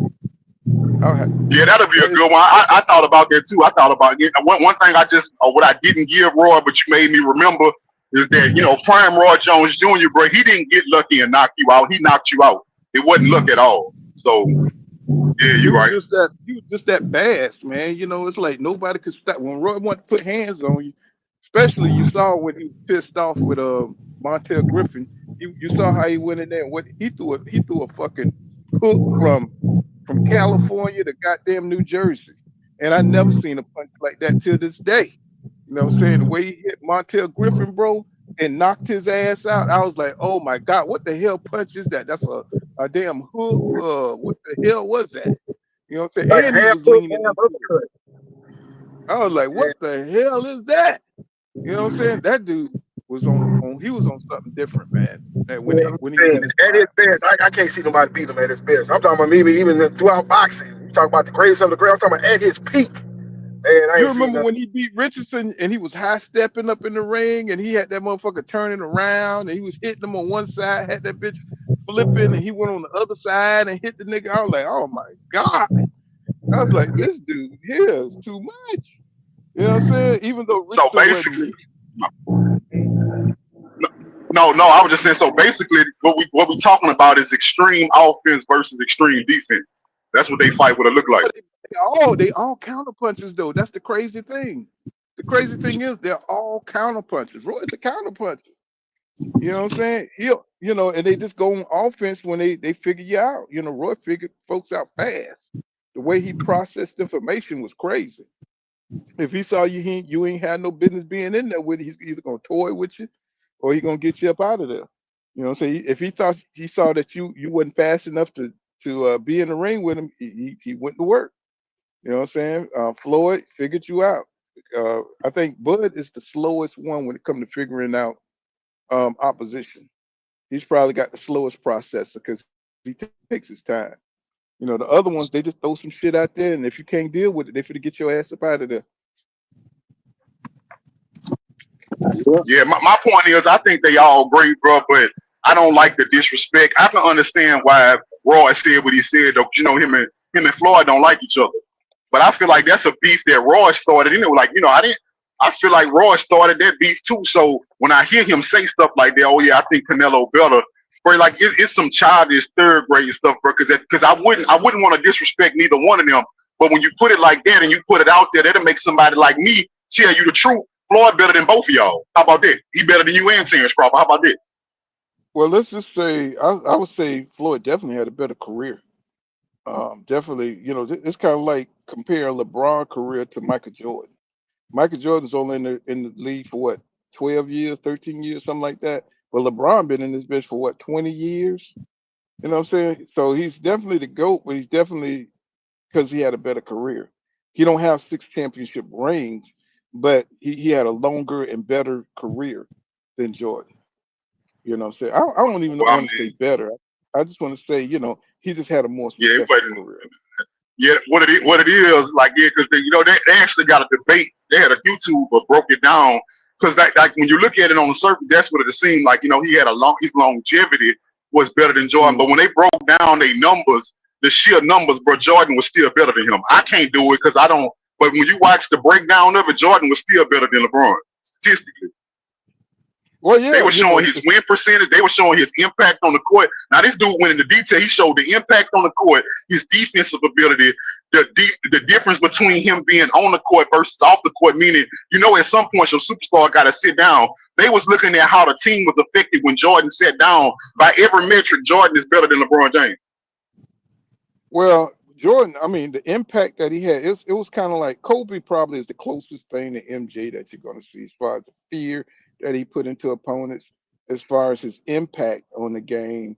I don't think LeBron had no kind of he didn't have that kind of impact on the NBA. Then the NBA changed from being the rough NBA where people could flagrant foul you, stop you from scoring, to this soft era to where you got Stephen Curry. He's the top guy where you could just shoot threes all day. You know what I'm saying, and nobody could touch you. So you come from the non hand check era to the hand check era. Jordan them had the toughest conditions. Saying to be champions. So LeBron stuff is a little padded in my opinion. Then you got the double step shit that they got going on. I can't even watch that shit nowadays. You know what I'm Bro, saying? they Just because asked it Pippen. they Yeah, actually they asked Pippen. I think Pippen, it was one of them legends that played with Jordan about what would the NBA look like if Jordan played in the NBA right now. He say, bro, the fact that they wouldn't be able to touch Jordan like we could, he say he think Jordan the average 40, bro. He said if shit you play, he probably said more than that. yeah, he said the player I know, if you can't touch him the way we had to touch him to slow him down, he gonna average 40. Yeah, I mean, think about the other legends. Think about Shaq. Think about all the other guys that they had to jump on their backs and stuff like that. If you can't touch them, bro, the game would be terrible nowadays. I mean, they had to bring that hand check because people were just blowing by. Look how Iverson blew by people, and that was during the hand check era. What I'm saying? If you can't touch Iverson, how many you think he would average? Come on, man. What I'm saying? Come on. That NBA is hard to watch right now. It's difficult to watch. Um, but as far as this boxing thing go, man, Roy, he's just an old guy that's just kind of grumpy, and I think he always envied. I think he always envied Mayweather because he was right there at HBO with Jim Lampley and Larry Merchant. Sometimes he would correct them. You know what I'm saying, when they would go in on Mayweather, and sometimes he just let them have their way. It just depends on what pissed them off at the time. But they would dump on both of them. When Roy would fight, Larry Merchant would go in about how he's not knocking out people, how he's not, what I'm saying, like he should, try harder or something like that for the knockout. And it was times where he was in mid sentence denigrating Mayweather or Roy, and they end up getting a knockout, and he had to eat his words. So what I'm saying? So, Roy, he was right there when Mayweather was taking over the sport, and I think he was a little jealous of it, where he was on the decline. You know. He said great I MJ over. oh, my bad. Go ahead. Mhm. No, I was just reading his yeah, yeah, of course. MJ is definitely the man, man. He's definitely the man though.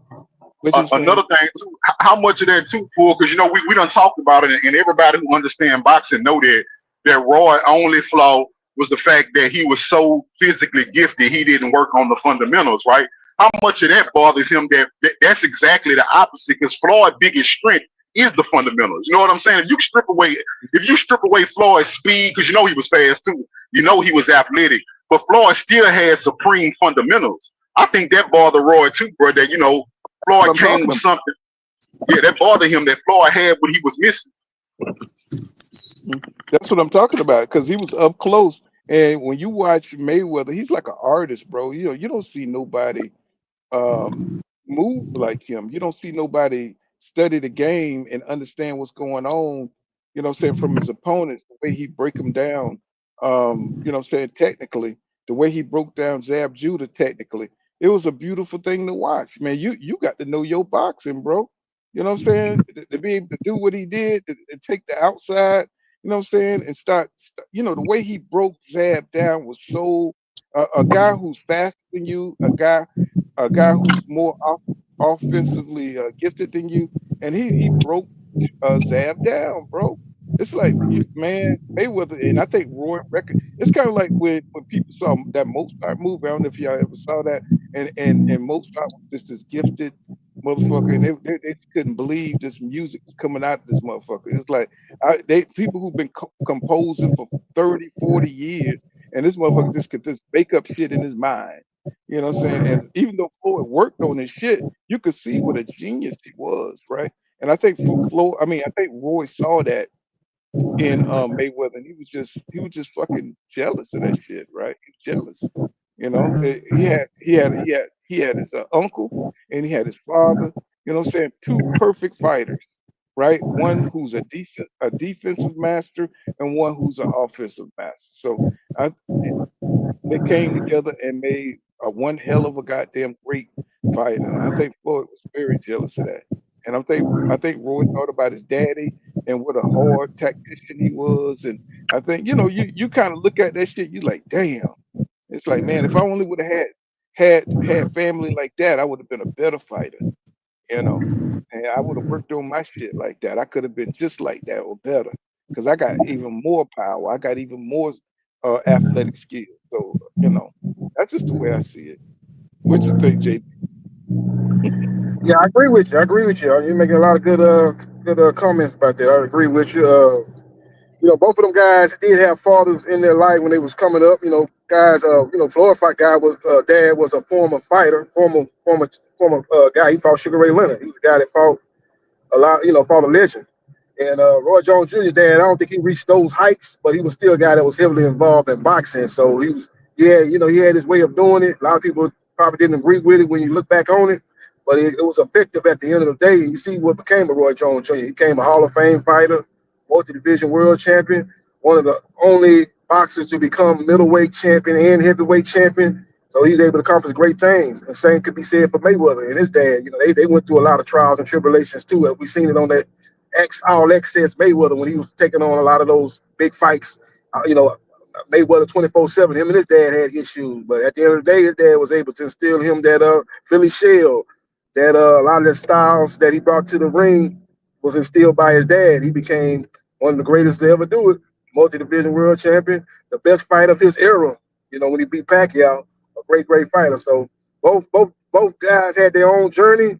Both guys had a different way of coming up and accomplishing the things that they accomplished, but at the end of the day, they both arrived at the end of the rainbow, for lack of a better word, and became world champions and Hall of Fame fighters. So I good I thing. wonder who it be. I wonder who it be that come up with these conversations. To pit Terence Crawford legacy versus Mayweather legacy, and it's like, I mean, no, you know what I'm saying? Some things that you bring up, you be like, nah, that's ridiculous. Somebody like, don't even. But in boxing, we'll do it. We'll do That, it. that's They try, like, go ahead. Go ahead. What's this, King? No, I was just saying that came up after the Canelo fight. That's when that talk started. Man, wasn't nobody comparing Terence Crawford to Floyd Mayweather until he beat Canelo.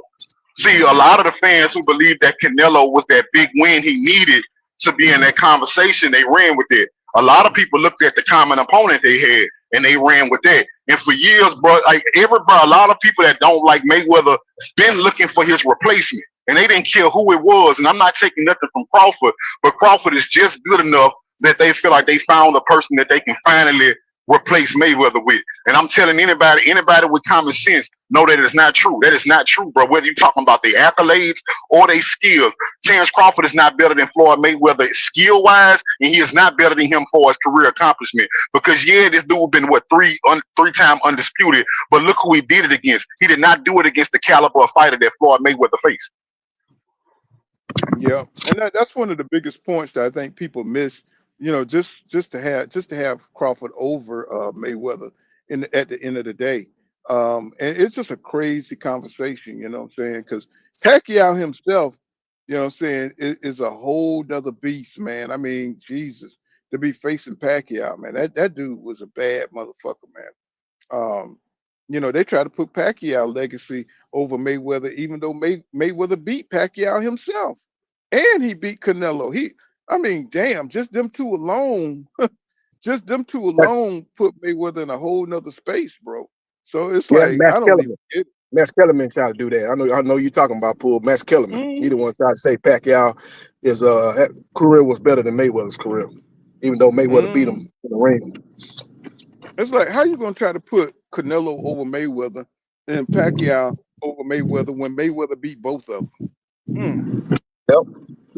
That shit What you don't think make about no that damn fight? What you sense think to about me. that fight though? Mayweather and Pacquiao. They was talking about they was in the negotiations. They was Yeah, exploring, you know, that negotiation. I was talking about that earlier, and I said people gonna hate on that fight. But they're gonna tune into it. Just like people who talk about Jake Paul, we don't say they're gonna look at that damn Jake Paul fight. You already know, because people they want to see what's gonna happen. They're gonna But I'm see gonna how tell you it's how. gonna go. Mhm. Look, Paul, I'm gonna tell you how crazy, how illogical people are. The same people that tell you they don't want to see Floyd Mayweather fight Pacquiao. Two people that have history, two people that was the best in their era, two people that you know, a rematch don't make a lot of money. These two dudes who earn the right to fight at this age and make a lot of money because of what they did in their youth, right? These are the same people that tell you, oh, I don't want to watch that. That's a clown show. But they wanted to watch Layla Ali fight Clarissa Shields. It's the same people. That's crazy. Mhm. That's crazy. That's crazy. That seems like that's what Netflix is doing, man. They putting on big event spectacles, man. You see, they're the one behind this Mayweather Pacquiao rematch. They say if it gets done, it's gonna be on Netflix. They seem to be putting on these spectacles. Jake Paul, Tank. They put on Canelo Crawford. They put on Jake Paul and Mike Tyson. Amanda Serrano, Kayla Taylor 3. Netflix seems they want to put on big events with big names that people can recognize that they know going to view the fight. You're gonna get them a lot of views. So. If that fight, I wouldn't be surprised if that fight get done, because that fight has been talked about 2 or 3 other times and it never came to fruition. The rematch. Maybe this time be different with Netflix being involved in it. Got to see what What's going happens. on? Hey, Paul. I want to ask Go you ahead. something though, Paul, because I know you older than me, bro. You've been watching boxing longer. Because I think about the generation that passed, you know, Floyd generation, right? Now I know you've been watching boxing since the golden era, you know, the '70s and the '80s. I want to know God damn, how old you think I am, my nigga? I ain't never been hey, I'm gonna say 7 and 8. He was Ali first. He was there, huh? He was there first. You got to put him in there. hey, at least I ain't say the '60s, bro. I ain't say the '60s, like the '70s. Come on now, I gave you the '70s, bro. That ain't that old. But look, what I'm saying is, when you was watching Floyd Mayweather, right? Like after Roy was gone, it was Floyd, Manny. You had Cotto, De La Hoya was still in it. Did you know? Did you know that was gonna be the last real golden era? Did you see that coming, or was you? This is what I want to ask. When you was watching Floyd, did you realize they had a great era too, or you couldn't tell because you was comparing them to the older era? Because right now, I think we can all tell that Floyd and Pacquiao had a golden era compared to what we watching now. I want to know, did you know that in real time though? Like, was you looking at the last golden era? I think both. I mean, because I saw the good fighters. Man, when you start seeing good fighters everywhere, you know it's gonna be a golden era. I mean, when Floyd came up, it was some good fighters just popping up everywhere. You still had James Toney fighting. You still had Bernard Hopkins, because the Roy era, Roy was kind of slipping in between there. You know what I'm saying? So you still with Jones, you still had Roy Jones in the '90s, right? And then that and Floyd came up in '96. So it all kind of meshed together perfectly.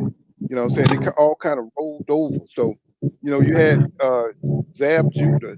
You know what I'm saying? You had Costa Zoo. You had you had a lot of little journeymen too that was fight good fights back then too. So everybody was you had some good journeymen back there. So the names would come up off of bridge fighters, I think they call them now.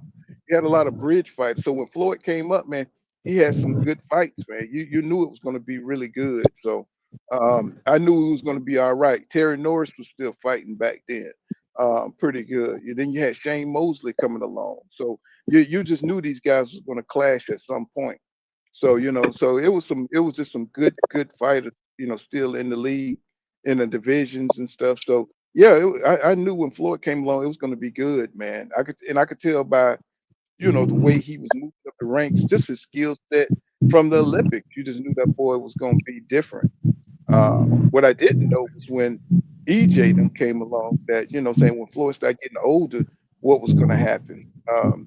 That's the time when I started looking back at, the Floyd Mayweather era and looking at this era and seeing who was going to bridge that. And it ended up being Terence Crawford. But of course, these guys don't fight like the older fighters do. So you couldn't get a good assessment of where they was going to be at and stuff.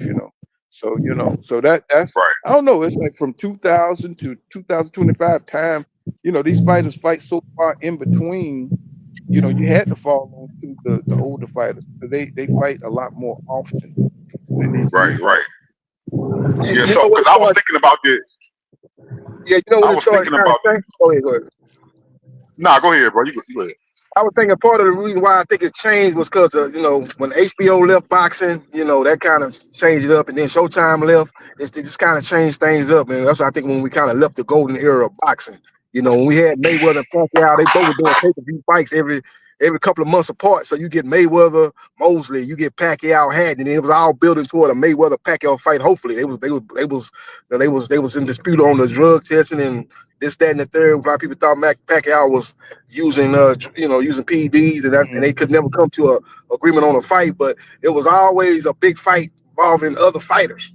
We had big fights coming up, and it'd be a big pay-per-view event. You big house party, you throw a house party around a Mayweather fight or even a Pacquiao fight. It was just a different era. We ain't got that going on right now, and I think one of the main reasons is was they lost those we lost those two networks, HBO and Showtime. I think that kind of changed the landscape of boxing. Yeah, that's a good point. Because HBO brought in itself was its own. It had its own stardom. What I'm saying, it had a certain prestige. If you were fighting on HBO, saying you was doing something, right? Then Showtime came along, and you had good fights there, but it wasn't like HBO. And then it did start getting some classics under their belts and stuff, but it wasn't like HBO because HBO had the Oscar De La era, the Sweet Pea era. It had the Holyfield, had Tyson era. So HBO was the shit until they start going on European promotion. I think Triple G took HBO under. You know what I'm saying? And having a lack of competition at the middleweight division. And the other divisions too. So they start trying to get behind that European stuff, and they weren't able to recuperate. They tried to change the emphasis of black fighters, and that was their downfall. They for some reason they keep trying to the UFC must be beautiful for these other networks because you know the Caucasian fighters they can compete at a high level. What I'm saying, with the black fighters with the MMA stuff, and even though that I think that is more like like a street fight, more even though it is professional, the kicking, the boxing, the rolling on the ground. It's I don't know, for some reason I can't connect with it. I should be able to, but I can't connect. Maybe because I've been watching boxing all my life. But look, the UFC is perfect, saying so everybody can kind of compete on the same level. When it comes to boxing, saying and basketball, football, blacks seem to dominate those kind of sports, and I think that people just tired of seeing, the black champions, saying dominate. They want to see other champions stuff that, come to the forefront. They want to see a Mexican champion. They want to see, they want to see a white champion. You know what I'm saying? They tired of it. That's why they love the Usyk, even though I thought he lost to divorce. I thought he lost that fight. You know what I'm saying? When he took that body shot and they took it out, they said it was a low blow. Um, it's just a lot. It's just a lot going on with this stuff, man. I got conspiracy theories. I do. You know what I'm saying? Y'all know I got conspiracy theories over here. You know. You know what's crazy about the UFC? They don't really have a star. Their star is actually a guy that don't even fight. Their star is Dana White. He's the most recognizable name in the UFC. I don't really follow the No, UFC either, but I they kind got of follow John it. John. No, but he John don't John. fight no more. He in dispute with Dana White. He ain't fighting about a year or two. He ain't fighting. He ain't fighting right now. He not happy with what he making in these fights with Dana White. So they ain't never really had. They had a couple of stars. I ain't never really followed it, but I kind of followed it when they was in their heyday. I think when they had Ronda Rousey, she was she going back and forth with Mayweather. But when she fought on pay per view, it was a big event. When she had a fight on pay per view, it was big. Before she started getting beat. When she was fighting, it was big. And then when they had Conor McGregor. I used to watch him. Them were the only time I would try to go to a sports bar and watch a pay-per-view fight on UFC. When Conor McGregor fight or when Ronda Rousey fight. Outside of that, I ain't really followed it either. But then I started kind of following Amanda Nunes because she beat Ronda Rousey. I started following her, but she ain't even fighting no more. She doing a family thing with a girlfriend or wife, and they having getting kids and all that. And she doing shit, so she ain't fighting. So they don't even have a star, but they got a loyal fan base. And, they got a loyal fan base, and they turn out no matter who fighting, I guess, because they really don't have no star. They star is Dana White. So that's just credit to him building it up like that, where they can survive not even having actual star on their roster. Well, hey, but let me tell you why a lot of people don't like Dana White, and you brought up some good points about Ronda Rousey and Conor McGregor. Those were they two biggest stars. But Dana White was so dead set on having a white superstar that he refused to market and promote his black superstars. The UFC could have actually been bigger than it is right now if he would have promoted the black superstars that he had, because he never did. He didn't promote Demetrius Mighty Mouse Johnson. That's why he left the UFC. He didn't promote. Must be in a bad area, King. What's Yeah, going he on, makes a all good things? point. I He see you makes out a there, good Jay point. Squeeze. What's happening, man? Welcome to the Y'all can channel. hear me now? Doc Kent, what's Oh, my happening, bad. bro? Go ahead. Finish speaking, Yeah, King. Yeah, I was saying that he refused to promote Demetrius Mighty Mouse Johnson. He refused to promote Anderson Silva, and he refused to promote John Jones. At the time that he was refusing to promote, let me tell you how crazy this was, y'all. They was actually the best fighters in the world during the time that he wanted to ignore them. He was still promoting Conor McGregor when John Jones was the best fighter in the UFC. This is what he did over and over again throughout the years. Because when Ronda Rousey failed, the Ronda Rousey experiment failed, and the Conor McGregor experiment failed, he tried to move on to another white dude named Sage Northcutt, and he tried to use a white girl named Paige Van Sant. Both of them was trash. They kept losing. Most recently, he tried to do it with Sean O'Malley, but Sean O'Malley keep getting his ass whooped. The reason why the UFC is not what it used to be is because Dana White refuses to promote the black talent. There it is. Yeah, that's a good There it point. is. That's a good point. Like you said, if he promoted John Jones like he promoted Conor McGregor, maybe he'd be in a better position as far as having stars. Even Ngannou, I kind of watched some of his fights. He had that one hitter quitter. I kind of watched some of his, and then he got into boxing, gave Fury a good fight, and then he got slept bad by AJ. But I kind of followed him. So certain fighters I kind of follow, but I never really just followed UFC like a lot of them other fighters I ain't know too much about. But to me, like I said, it was in his heyday when Ronda Rousey and was at the top of it. Ronda Rousey and Conor McGregor, when they was at the top of the UFC, that's when they were in their heyday. They actually had stars that people that didn't follow the sport closely knew. They don't have that right now. They ain't got. I don't know nobody over there right now. That's I don't know. I don't watch it, but I don't know nobody over there that's really making any kind of waves as far as being a star, being a face, being a person that can bring over the casual fans like myself. Cause I'm a casual when it comes to UFC. I'm hardcore with boxing, but I'm Yeah, probably me lower too. than the casual. But I say I'm probably a casual UFC. You got a star, Conor McGregor, Amanda Nunes, Ronda Rousey. I watch they card. That's it. I ain't watching nobody And then else. you know they own that shit, cause you look at that cyborg chick, she don't even look human no more.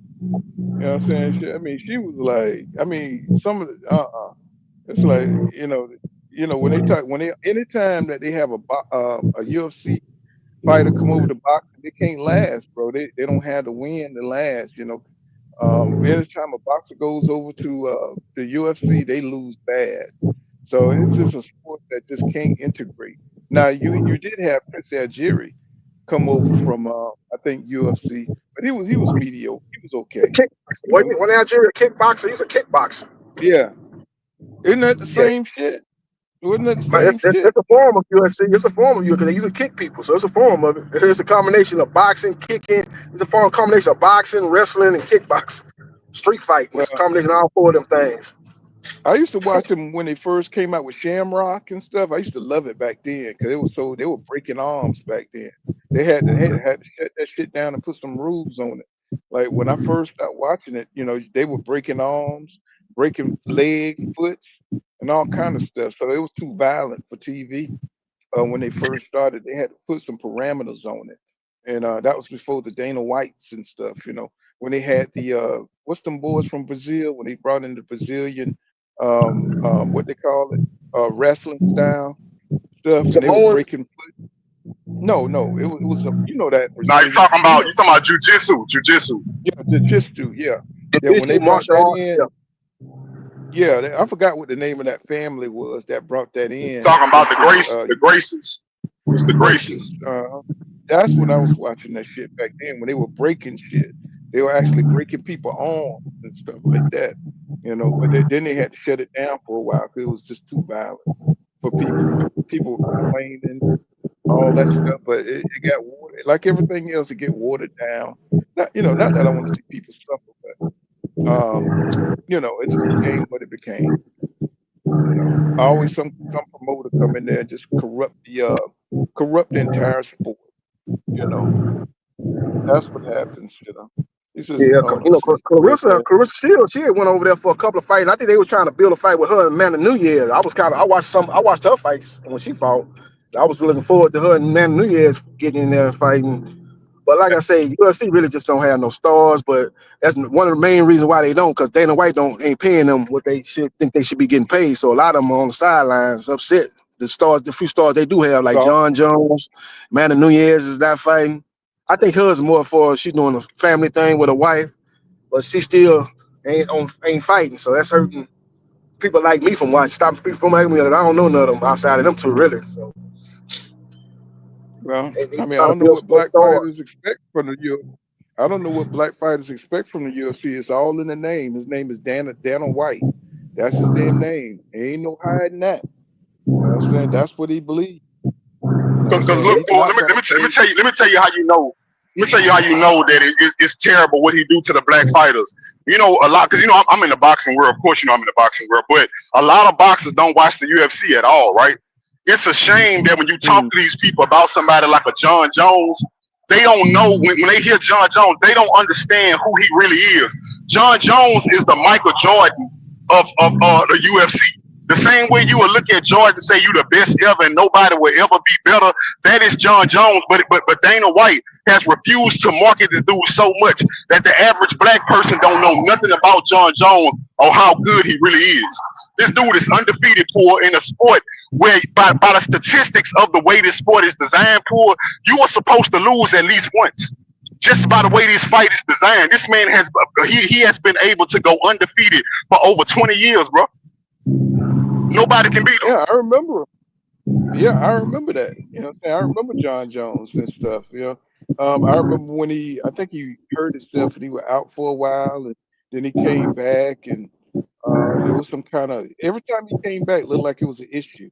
Looked like they was trying to suppress him, like they didn't want him to get to the heights where he was before. And but I never was into the UFC. I never was, so I didn't really care because I really, I wasn't into it. But yeah, I saw some of it. I kept a little bit of an eye on I kept a little bit of eye on. Right now, we got these boxing problems. Who got the plane? Somebody flying? Somebody flying or some shit?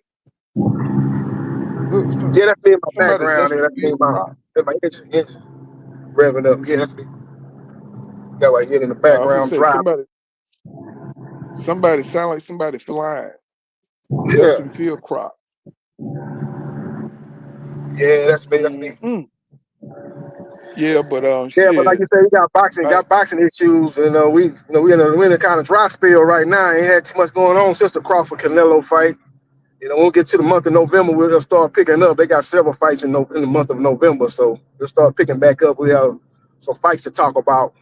We got Lubin and Virgil Ortiz coming up with November 8th. Then you got Tank and Jake mm, Paul and Conor Benn and Eubanks rematch, and then you got Norman Jr. and Devin Haney. That loaded card. So once we get into November, we're gonna have a lot of good cards, good fights coming up. that's what I was saying too. Sis. I was saying sound like somebody dusting field crops and shit. It sound like somebody like one of them goddamn B-52s and shit. That sound like motherfucker like you about to jump out that motherfucker. So, you know Yeah, what I'm saying? With a parachute. This shit sound like that old World War II plane and stuff. B-52. You know. yeah. Yeah, man. But shit. You know, like you say, we got good fights coming up. I just want Virgil to make it through. I mean, I love Lupin. But I want to see Boots what he can do against Virgil. That's a dangerous fight, man. That's a dangerous fight for Virgil. Um, It is. It is. you know, People talking about that's Virgil a and Boots. We got to get through Lubin.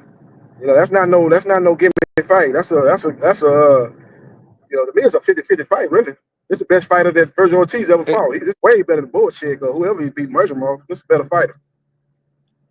well, the reason why it's so dangerous because this is Lupin probably his last chance to break into the upper echelon, right? Before he becomes like a journeyman or something like that. You know, because he already lost to Jamel. He already lost, you know what I'm saying, and he arguably lost to Jesus Ramos, right? So he's not looking like that prospect, that contender, you know what I'm saying, that fought Jamel Charlo. He don't look like the same, like he got the same kind of intensity anymore. So, you know, if he could beat Virgil Ortiz, I think this will revitalize his career. I think it'll put him in the game, but then he would still have to face like a Montalib because he was in negotiation with Montalib before he chose Virgil Ortiz. I think there was in a purse bid with Montalib to fight him, and I guess you know Virgil really got more of a name than Montalib. So I don't think people are just ducking Montalib. I think it's just Virgil is a bigger name. If you think about it, they got bigger names than the champion. You know what I'm saying? Boots and Virgil Ortiz Jr. They got bigger names than the champs. You know what I'm That's saying? crazy. Than Yeah. Vendora, than Xavier, than Abbas Burrows. They got bigger names than them dudes. You know what I'm saying? So, So yeah, it yeah. makes sense. It makes sense for Yeah, go ahead. the main problem with the champions is two of them don't have no platform to fight on. Xander Zayas, he was top ranked. They ain't got no TV deal, and we don't even know where they gonna put their fights on. They still trying to get somewhere to put their fights on. Same with Bachram. Bachram's with Main Events. That's Kathy Duva. They don't have no network deal or no platform to showcase Bachram on. They've been working with PBC and working with anybody that put them on. I guess they ain't got nobody really to work with. So that's the problem with Bachram getting a fight. Bachram he signed with a promoter that's don't have any kind of connections basically to put him on. That's why him and Josh Kelly they push back that purse bid. They hoping somebody put it on. Hopefully maybe PBC put it on. Put it on the Pacquiao card in January. Maybe they'll put that fight on. But that's the main problem with Bachram. And Xander in the same situation. He turned down that fight with Victor Ortiz. With Virgil Ortiz telling Golden Boy, hey, I want my fight to be in Puerto Rico. Come fight me in Puerto Rico. De La Hoya said, man, you ain't got nowhere to put the fight on in no Puerto Rico. Your promoter don't even have a network deal. What you talking about Puerto Rico? Who gonna put it on in Puerto Rico? We offered you a fight in Los Angeles to fight Virgil, 50-50 fight, 50-50 deal, 50% to you, 50% to Virgil, and you turned the fight down, looking for a Puerto Rico fight, looking for something that might not even happen. So that's the main problem with 154. Two champions don't have no network deal. And the promoters don't have no network deal. That's the main They better issue. they better get with Netflix. They better get with Yep. Netflix. You know what I'm saying? Whoever can go through Netflix and put them fights on, go to the Turk and see what's happening. You know what I'm saying? Because I think they starting to work with the Turk. You know, so I think Bob, if he could, you know, if he can squeeze out a good deal, I think he'll work with the Turk too. Because right now, you know what I'm saying, you know, Top Rank ain't really, you know, hitting on nothing too much. They got good fighters, but you know, like you said, you know, they see what they're doing is they waiting on ESPN to come with a better offer. That's what they're doing. They think ESPN gonna spin the block. You know what I'm saying? And that's what I think that's what Bob's waiting on. You know, but until then, he's gonna have to work with these promoters to get them fights some work. You know, he's gonna have to get them some work. PBC, But what same Top thing, Rank got to trying to understand figure is, it out. what Top Rank got to understand is ESPN chose UFC. They didn't choose Top Rank. They working. They doing UFC. They not studying by Top Rank. Top Rank need to get on the phone with the Zone, try to get a deal, or get on the phone with Amazon Prime and try to work something out, or get on the phone with PBC and try to work with them with Amazon Prime and try to get something done. I don't think they're gonna be able to get no deal with the ESPN because ESPN chose who they chose. They chose UFC. And they didn't choose Top Rank in boxing, so they Hmm. didn't got away from boxing. So it's a So messed up situation. they They got trying a to fighter spoil fighting this it. Thursday. Michaela Mailer. She fighting this Thursday on Top Rank Pass Channel or something like that. I was trying to go because I want to watch her fight because she fighting for a belt over there in Canada against the girl. I don't know nothing about her, but I think she fighting for a belt at 154. So I'm trying to catch that Thursday. But she fighting on Top Rank Pass Channel or something like that. They say it's gonna be on there. And I googled, I couldn't even get it up. But I'm gonna try to go to the app, maybe try to pull that app up, maybe try to check that out Thursday night. But they don't have nothing going on as far as network deal right now. So they in a lot of those fights like Keyshawn Davis, and you know they in limbo right now. They don't know what's going on until ESPN get a network deal. They kind of on the shelf right now. Hey, I got some controversy I can stir up right quick. I just thought about something. I've been wanting to talk to you about that though, Pool. This is the controversy I'm about to stir up. Prime Layla Ali outworks and beat Clarissa Shields. That's how she got to win the fight. That's the only way she Say going that to win again. the fight. That's the only way she can win it. I'll work I say I got Prime Layla Ali outworking and beating Clarissa Shields, and the main reason I say that is because I'm looking at something that a lot of y'all. I'm going off logic that a lot of people been using against me for years, right? Clarissa not known for power, right? And again, that's not the end all beat all. But in Clarissa, hardest fight she ever had was against Savannah Marshall. That was a girl that was bigger than her, more physically imposing, with longer arms and more power. Now Clarissa got rid of her, true enough. But Layla Ali presents some of them same problems with more athleticism than Savannah Marshall, and Layla Ali is busier with better stamina than Savannah Marshall. I believe she would outwork Clarissa Shields in her prime. Yeah, but she beat Savannah Marshall. That fight went the distance. She won that fight by what decision? Was it a split decision or was it a unanimous decision? It was a decision, close decision, either way. So you got to, I ain't mad at you. You got a good point there. She probably could beat it. That's the way she would beat it if she beat it. Well, I'll work it. I think the skill level, I think Clarissa's probably more skillful than Layla was in her prime, but Right. she could probably beat her by outworking her, being a bigger lady, walking her down and just physically imposing her will on her, beating her that way. That'd be her way to win for sure.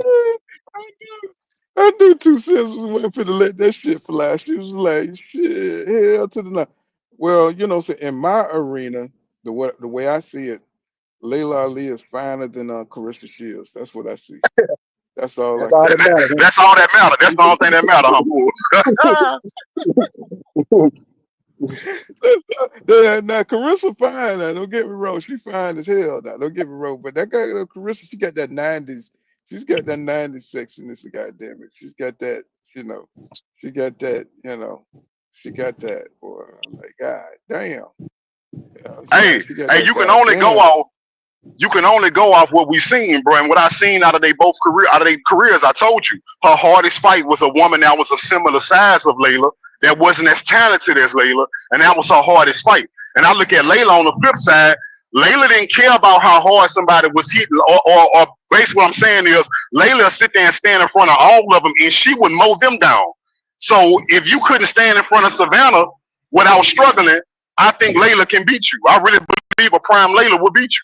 I don't know. I don't know. I don't think nobody boxing like Carissa right now. I don't think. I don't know.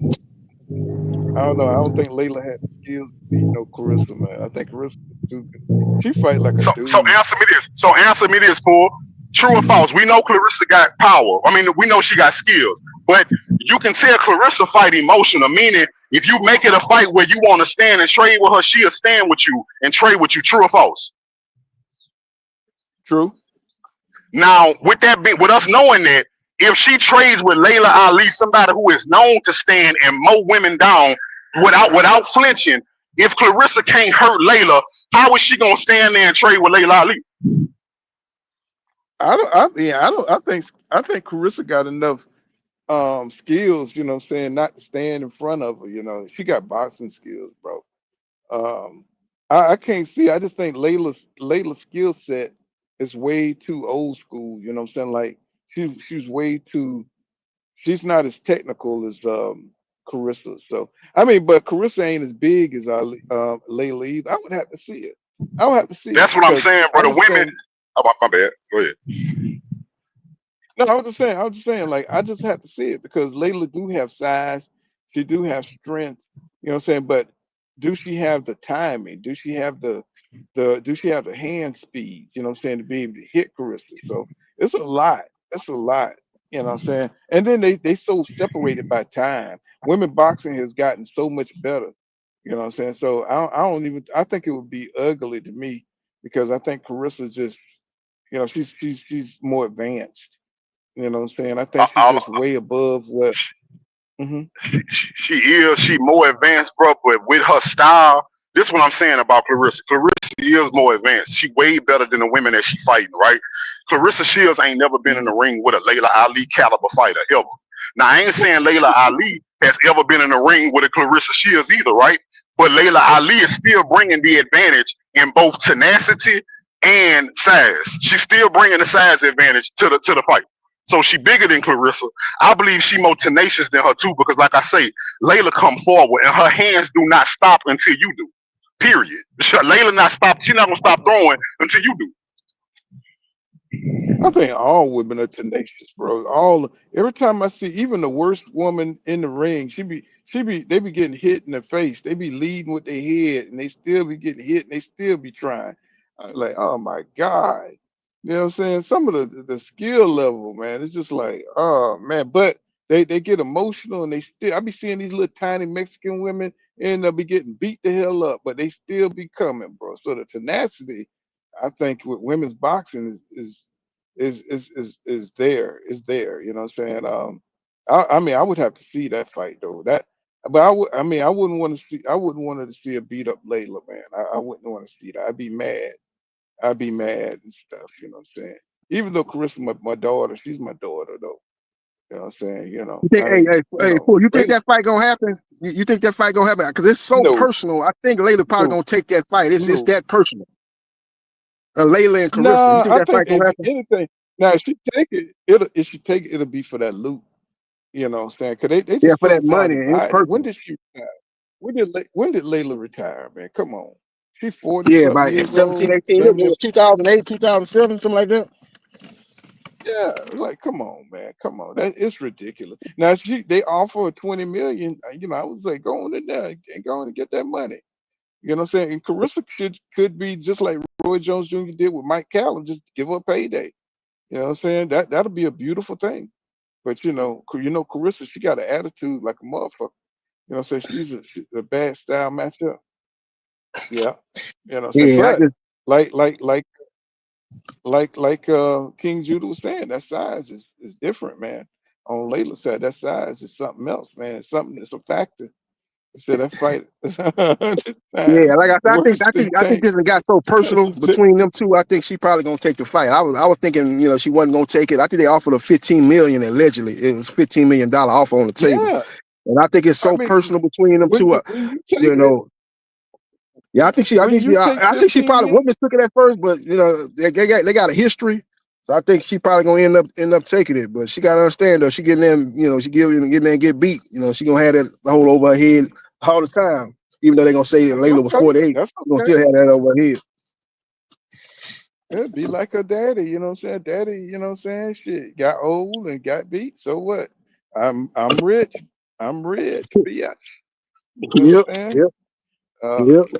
I mean, because nobody really expect, an older person like that to win, saying because, but if she goes in there and beat Carissa, that's bad for Carissa. You know what I'm saying? To have an old person come in there and beat you like that, that would look bad upon her because she's the current undisputed in everything. So, Yeah, that'd Clarissa be probably retired. it's She only probably a retired. downside. Yeah, she probably have to retire. If Nah, she I loses don't to her think she lady. was that. She gonna do the family thing That with would be Papoose. bad. She gonna do the family thing with Papoose. She lose. Papoose gonna go do the family thing. Yeah, Got some kids and yeah. I just think she got too much skill. I think she got too much. I think Carissa she's too hot. She's an active fighter. She got that going for her. She just got skills, bro. And shit. And right now she's boxing on the whole. She got papoose. You know what I'm saying? So she happy. You know what I'm saying? So she everything's going her way right now. Uh, you know. So I just think it's a ridiculous. But if Layla want to make some money, you know what I'm saying? I'll go in there and get lose and stuff. Get hit or something and go down. You know what I'm saying? I'll do that. You know, I would definitely do that. But yep. shit, what else we got on the damn table besides nobody really seemed to be talking about Andy Cruz his rise, bro. Nobody's talking about that dude is gonna be he gonna be a problem at 135, bro. But he is a problem at 135. But nobody seems to be talking about him or getting behind him. I don't know why. And they see what kind of fighter he is. I mean, he seemed like he was gonna be one of them ones, bro. Him and Abdullah Mason, mixing it up. Oh my God, bro! It's 135 is going to be it's going to be some good fights at 135 next year. Next year it's going to be some good fights. 2026 is the year for 135, I believe. You know what I'm saying? Because they got to get Andy Cruz into the mix.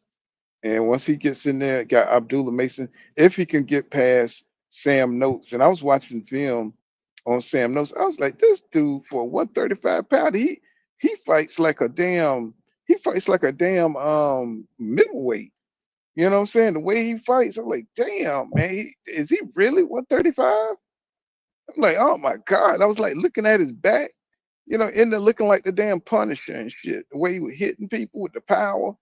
I was like, man, I hope Abdullah Mason prepares well for this guy because this dude can hit, and he got a very unconventional boxing style, bro. He throws about two or three or four jabs, and he comes in almost like Spence, but the way he does it, he stoops and he comes in behind the jab to hit you with one big shot. So Mason cannot afford to be on no ropes against this guy. Um, it's going to be a competitive fight if Mason Mason he can't open himself up. He's going to have to be more defensive minded with this dude if he can't hurt him. He's going to have to be more defensive minded.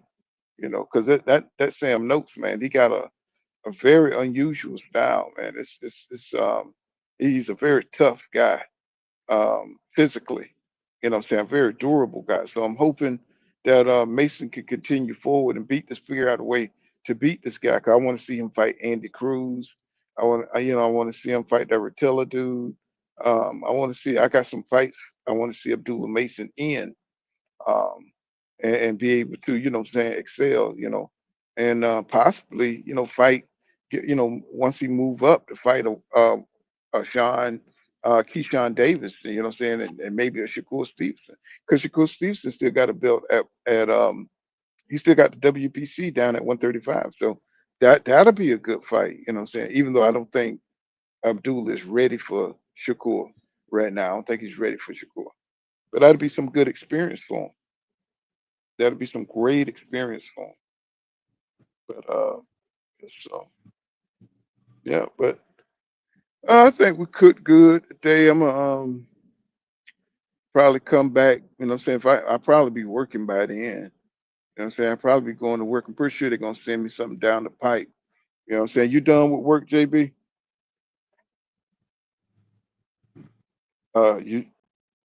You you still on?